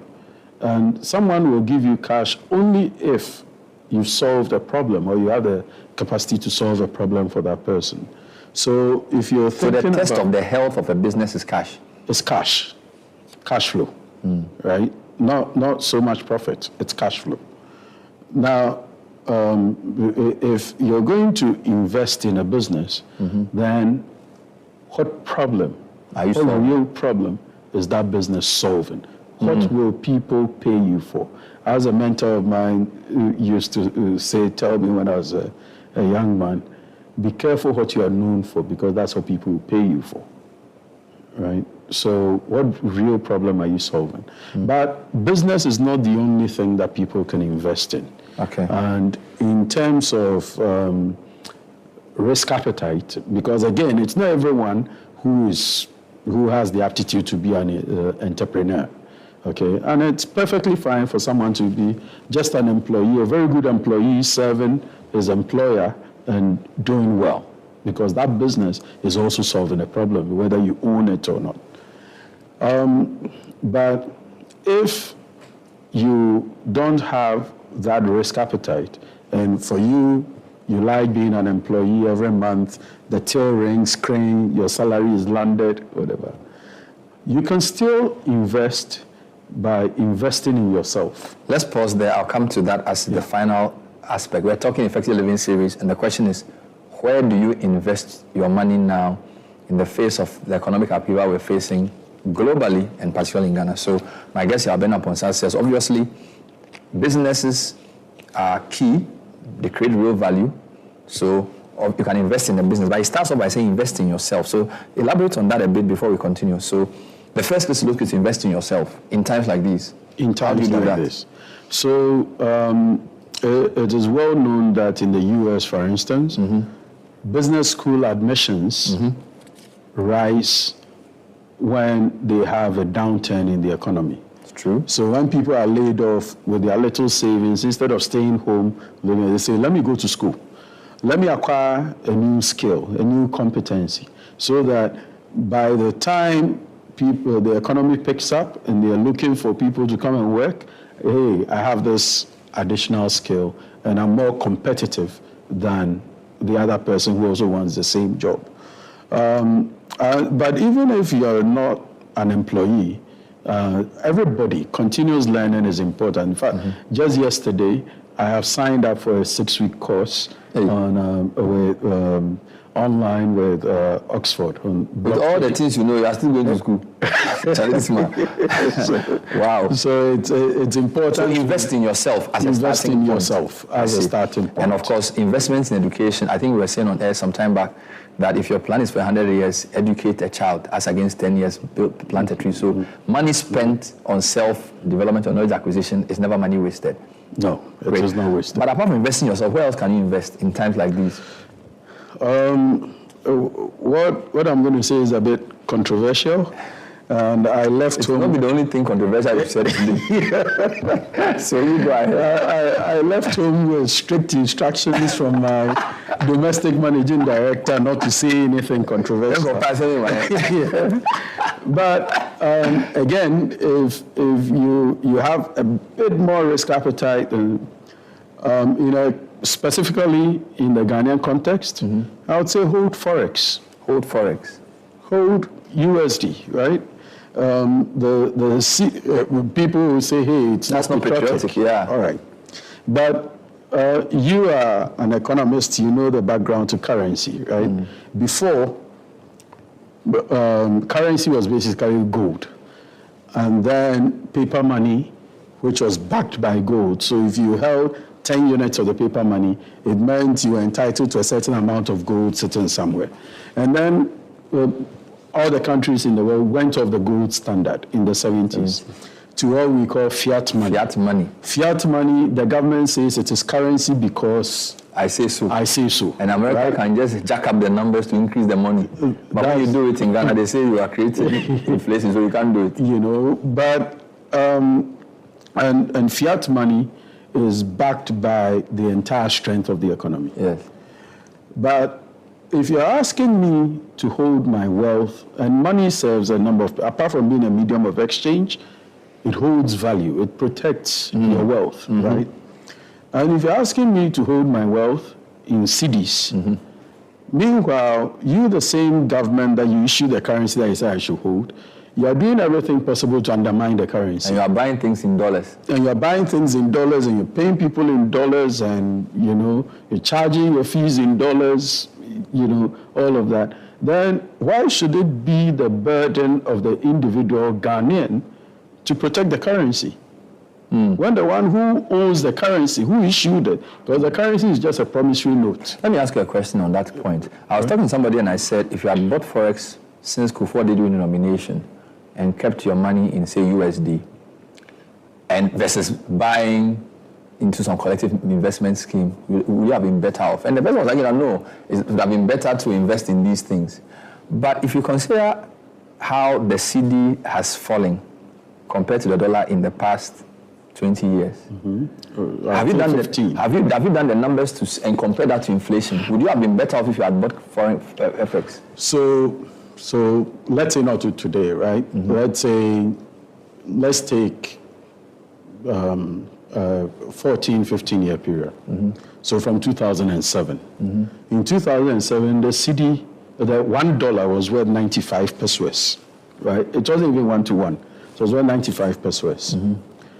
As at, say, a year ago, let's take out the aberration that's the last 12 months.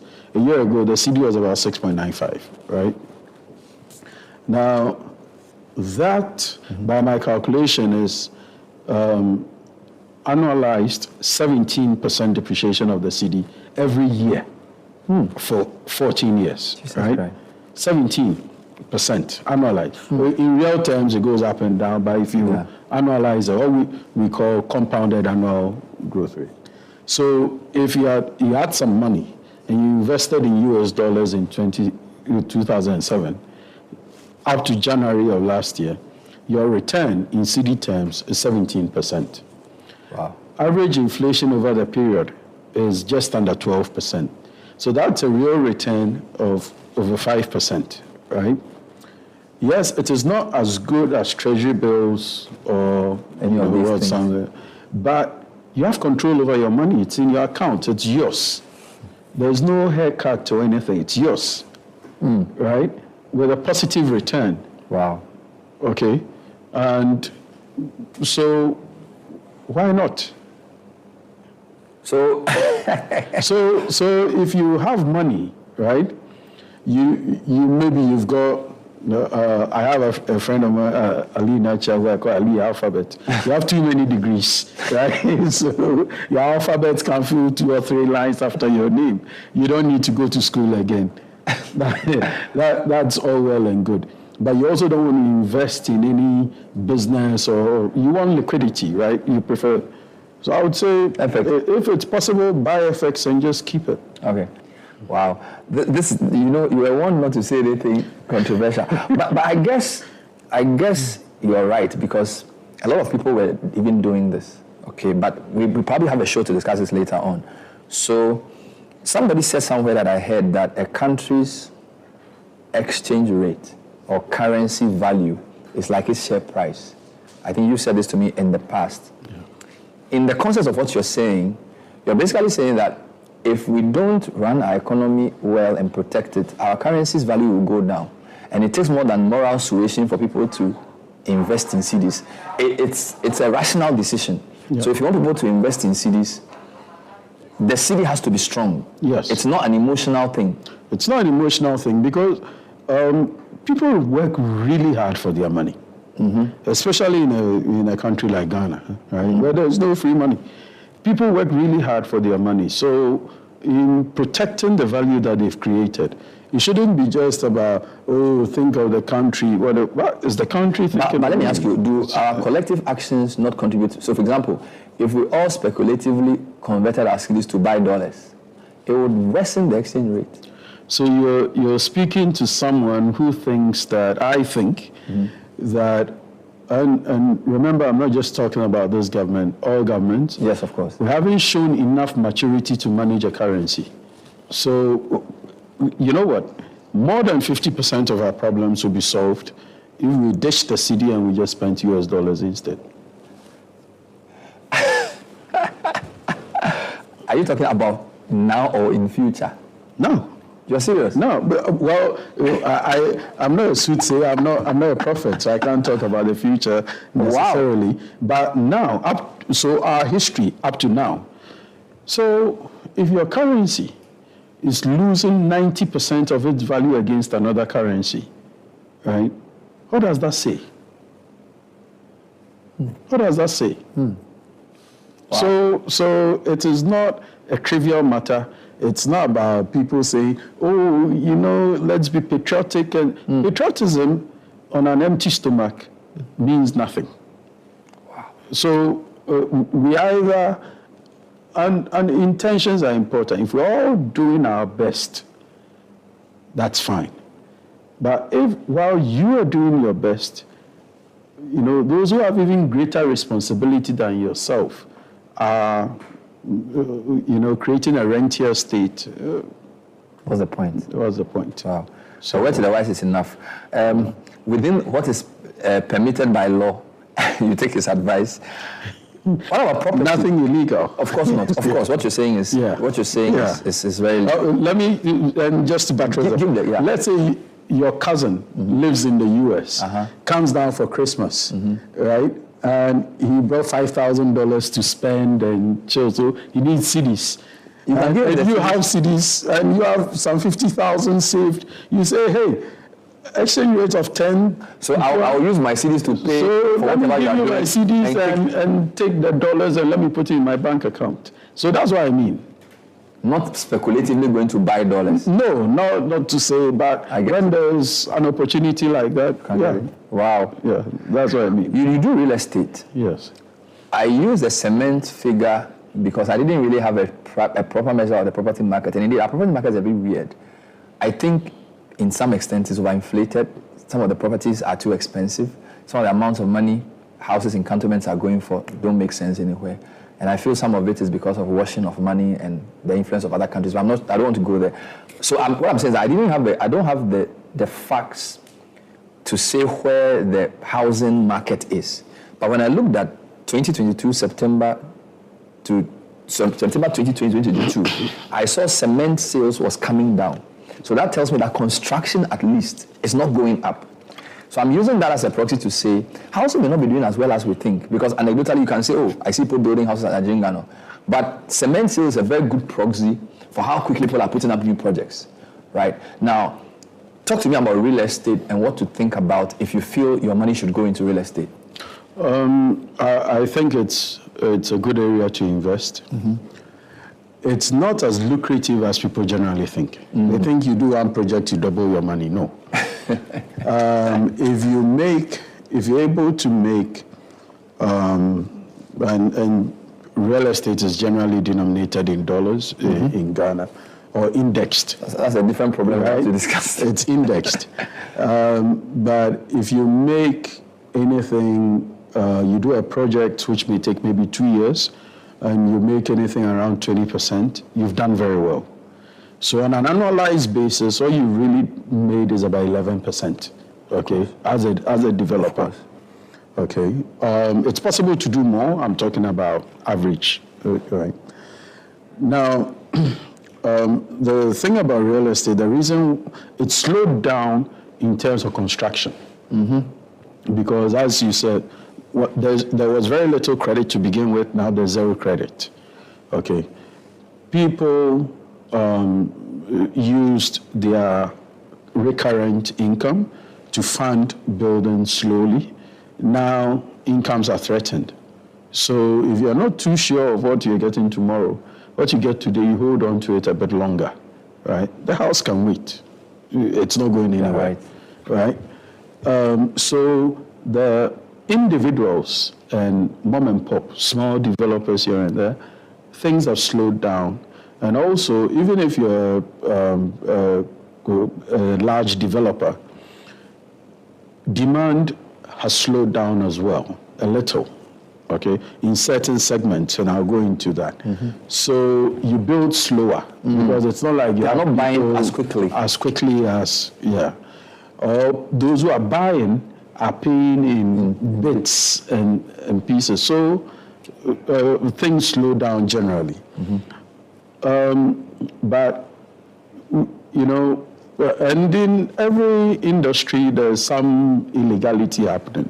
So in terms of laundering money and all, they happen, I think, you know.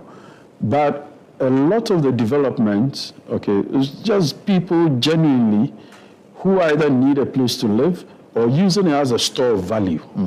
Okay, instead of holding cash in my account, let me go and buy a few bags of cement, let me get the masons, okay, build this wall and this wall, and let's rest. Next time, we'll build this wall. The only thing I see is beautiful people. Beautiful people. Beautiful people. Beautiful people. Don't you know? Don't you know? You're beautiful. Don't you know? So that was Bernard Avle interviewing Yao Bene Amponsa on the topic, where do I invest my money now? It's a good question, and I'm sure a lot of people are wondering where they can invest their money, especially in these current economic times. But great conversation, as always, on the Effective Living series. Always at 9 a.m. From Monday to Thursday on the Citi Breakfast Show. Be sure to tune in for that. Today is Thursday, so this was the last one for this week. But you can still catch up with the Effective Living series on our platforms. Well, we'll take a quick break. When we come back, we'll be talking about arthritis, yes, and Rotary. You may be wondering, what's the correlation? Well, we'll explain it when we come back after the break. But the Effective Living series is sponsored by Enterprise Insurance and Hallmark Freight and Logistics Ghana Limited. Stay tuned. This is the Citi Breakfast Show, the city's biggest conversation.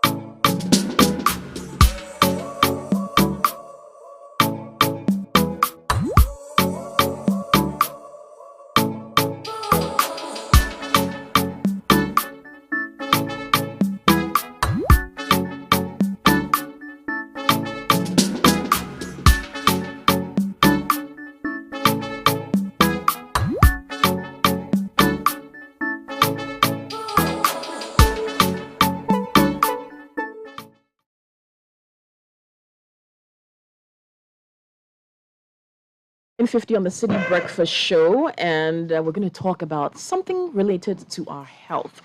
Now, the 2nd of February every year is World Rheumatoid Arthritis Day, and here in Accra, Ghana, we've got some wonderful ladies who are joining me in the studio to talk about what they are doing to mark the day and what we can all do to create more awareness about arthritis. So let's say a very good morning to Rotarian Julia Asante-Enim, who's the president of the Rotary Club of Accra La East.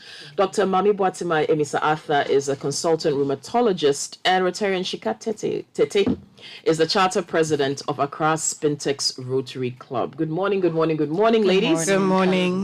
Welcome to the Citi Breakfast Show. Thank you. Thank you for joining us. Okay, Doc, I'm going to start with you on World Rheumatoid Arthritis Day and exactly what arthritis is. So if you could just quickly educate the public and give us Rheumatoid Arthritis 101. What is it? Okay, so rheumatoid arthritis is a type of arthritis that affects all sorts of ages. So you can have it affecting young children, you can have it affecting young adults, and then obviously the elderly as well. The reason why we focus so much about rheumatoid arthritis is that it's an autoimmune disease that lots of people don't know about. It essentially comes about because you have your body's internal organs essentially being attacked by itself. Normally, you have a good functioning immune system that will produce antibodies to protect you against foreign material. But in autoimmune diseases, it starts to attack the joints. And rheumatoid arthritis is one of those conditions where it happens. Beyond the joints, then it extends to other organs. So it can affect the lungs, it can affect the heart, etc. We're quite keen about it because if you think about it, I think in the past or people's general perceptions that arthritis is something of the elderly. So exactly. Our parents, that's the connotation. Our grandparents. But if you're starting to get arthritis in young adults, so someone in their 20s, or even as I said, it can affect children, then you imagine a huge working population that may be affected because of pain in the joints, stiffness in the joints, they're not able to function well. When they're not able to function well, they can't go to work, they can't engage in social activities. And what does that lead to? Isolation, it may lead to problems of depression, and all of these have a huger impact than just the joint disease. And so we want to say arthritis isn't just a disease of the elderly, it is a disease that can spread through all age groups. And there are apart from rheumatoid arthritis, there are probably over 100 different types of arthritic conditions that may affect the joints alone, so i.e. the bones, or maybe more systemic. So that is why we really want to raise awareness. Rheumatoid arthritis, I think also I would say, will affect more women than it does men. Okay, so if you think about, apart from the working environment, mothers at home looking after children, they say women are the backbone of society. So if you have a core group of your society that are being affected by this condition, then the knock-on effects are quite grave. Definitely. Beyond the joints with disability, deformities, you can have other complications. So if you're not moving well, you can then develop medical issues, so obesity, because then you're not exercising. Right. And with that comes diabetes, with that comes hypertension, and then it just builds up. And so that's the key thing. That can affect different age groups and is quite wide-ranging in terms of its symptoms or how it presents. Yeah. How easily is it diagnosed and treated? So what I would say is that if you have persistent pain in a joint, so a joint is where your two bones meet and where they move. You have persistent pain in a joint or around a joint. And when I say persistent, for rheumatoid arthritis, we'll say if it goes beyond 6 weeks. For other arthritis, we may say a bit longer. But if that is persistent, then please do not ignore it. So with the symptoms of arthritis is pain, which is a cardinal symptom, but together comes swelling. You may notice that the joint feels a bit warm to touch compared to other joints. You will find that you can't move it around much. And also some patients may have just general unwellness. So they may feel like they've got malaria. And that's a common thing, that my joints ache, my body aches, I have body pain. You go to the doctor and they say it's malaria. You take malaria treatment and it doesn't get better. So these are some of the symptoms to look out for. And once you identify these symptoms, then you see your general doctor. If your general doctor is unable to diagnose, or you realize that you are going frequently with the same issue, then there are rheumatologists available currently in Ghana. There are 3 of us in the whole country. And so, but we're all available. And so we can have the conversation and guide you towards diagnosis. Okay, so you're all Rotarians here. And we know that you're planning a health screening program in line with the celebration of World Rheumatoid Arthritis Day. So talk to us about what Rotary is doing here and why you're partnering with DOC to bring more awareness about this disease. Okay. Okay, thank you. So first of all, Rotary, we are a global network of over 1.4 million people. And we have people like you, me, leaders, problem solvers is what we call ourselves. And Rotary sees a world where people come together to unite, take action, and make lasting change. So in everything we do, that is the core of what we focus on. And programs such as what we're doing with Rotarian Mami at the moment, where we have identified this problem of people misunderstanding who the arthritis can attack, falls perfectly into our avenue of service. Rotary has 7 avenues of service. I will talk about it later, or CP Shika will. And in the avenue of service of prevention and disease prevention and treatment, a health screen so that people are made aware will fall neatly into that. Great. This month marks our vocational service month, and Mami's vocation as a rheumatoid arthritis also helps us to fulfill or commemorate that. So together we are doing things Rotary and hoping to create lasting change in Ghana. What form will this take with the event that you're organizing? Basically, it's going to be, as the 2 ladies have already said, we're going to have the forum where the public will be informed, about what arthritis is and who can get it, as Mami has just indicated. And also, we're going to have free advice from a dietitian, and then physiotherapists will be there. And to add on to that, we have the National Health Service coming in and giving people, registering. Good. Yeah. So for the NHIS for the NHIS card, yes. And we are focusing on everybody because, as Mami has already said, it attacks anybody. So anyone can go to the hospital because of rheumatological issues. Yes. No, that's great information. Okay, so where is this taking place, when, and how do people participate? Okay, so this is taking place this Saturday from 9 a.m. to 3 p.m. It's taking place in Osu at Nuffield Clinic. I'm sure if you put it in Google Maps, it will come up, but it's near the Salvation Army headquarters. So we're doing it at the premises of the clinic. And we have open policy, so anyone can walk in, anyone can come in to participate. We will start with the arthritis awareness talk and discussion in the morning, so it's best to come early so that you can engage in that, ask questions. And then following that, we also have medical personnel on site. So just general health screening. Is my blood pressure normal? Is my fasting sugar normal? Do I have diabetes? Am I overweight? Those things we can also facilitate. So we'll have service personnel around to deal with that. And then we have, as Shika has said, consultations, mini consultations with the physiotherapist, the dietitian. And it's important because, as I had mentioned earlier, these are all supportive treatment plans in patients with arthritis. It's not only just medication, but we do physiotherapy, and physio is not only massage, they have a wide array of other treatment modalities. Dietitian is important. And that it's free. It's free. No cost to anyone. No cost to the general public. Open to all the public. Yes, and please, we encourage the public to take advantage because there will be free registration for the National Health Insurance Card. This is great stuff. Okay, so this is happening on Saturday, this coming Saturday. Yes. Which is what, the 28th of January at the Nuffield Clinic in Osu. And how can people get in touch if they want more information? Is there a phone number they can call? Or are you on social media? You can give out your handles as well. We are on social media. If you put in Nuffield Clinic Ghana, it comes up across Facebook, Instagram, WhatsApp. But I can also give you... So are the Rotary Clubs. The Rotary Club of Accra East on social media. Rotary Club of Accra Spintex. Twitter, Facebook, Great. Yes. Instagram, all the On all the social media handles. Awesome. All So right. the clinic number, Yes. 030-222-9289. Okay. So if anyone wants to call through for any prior information, then they can do so. So 030-222-9289. Fantastic. Thanks so much for joining us on the show.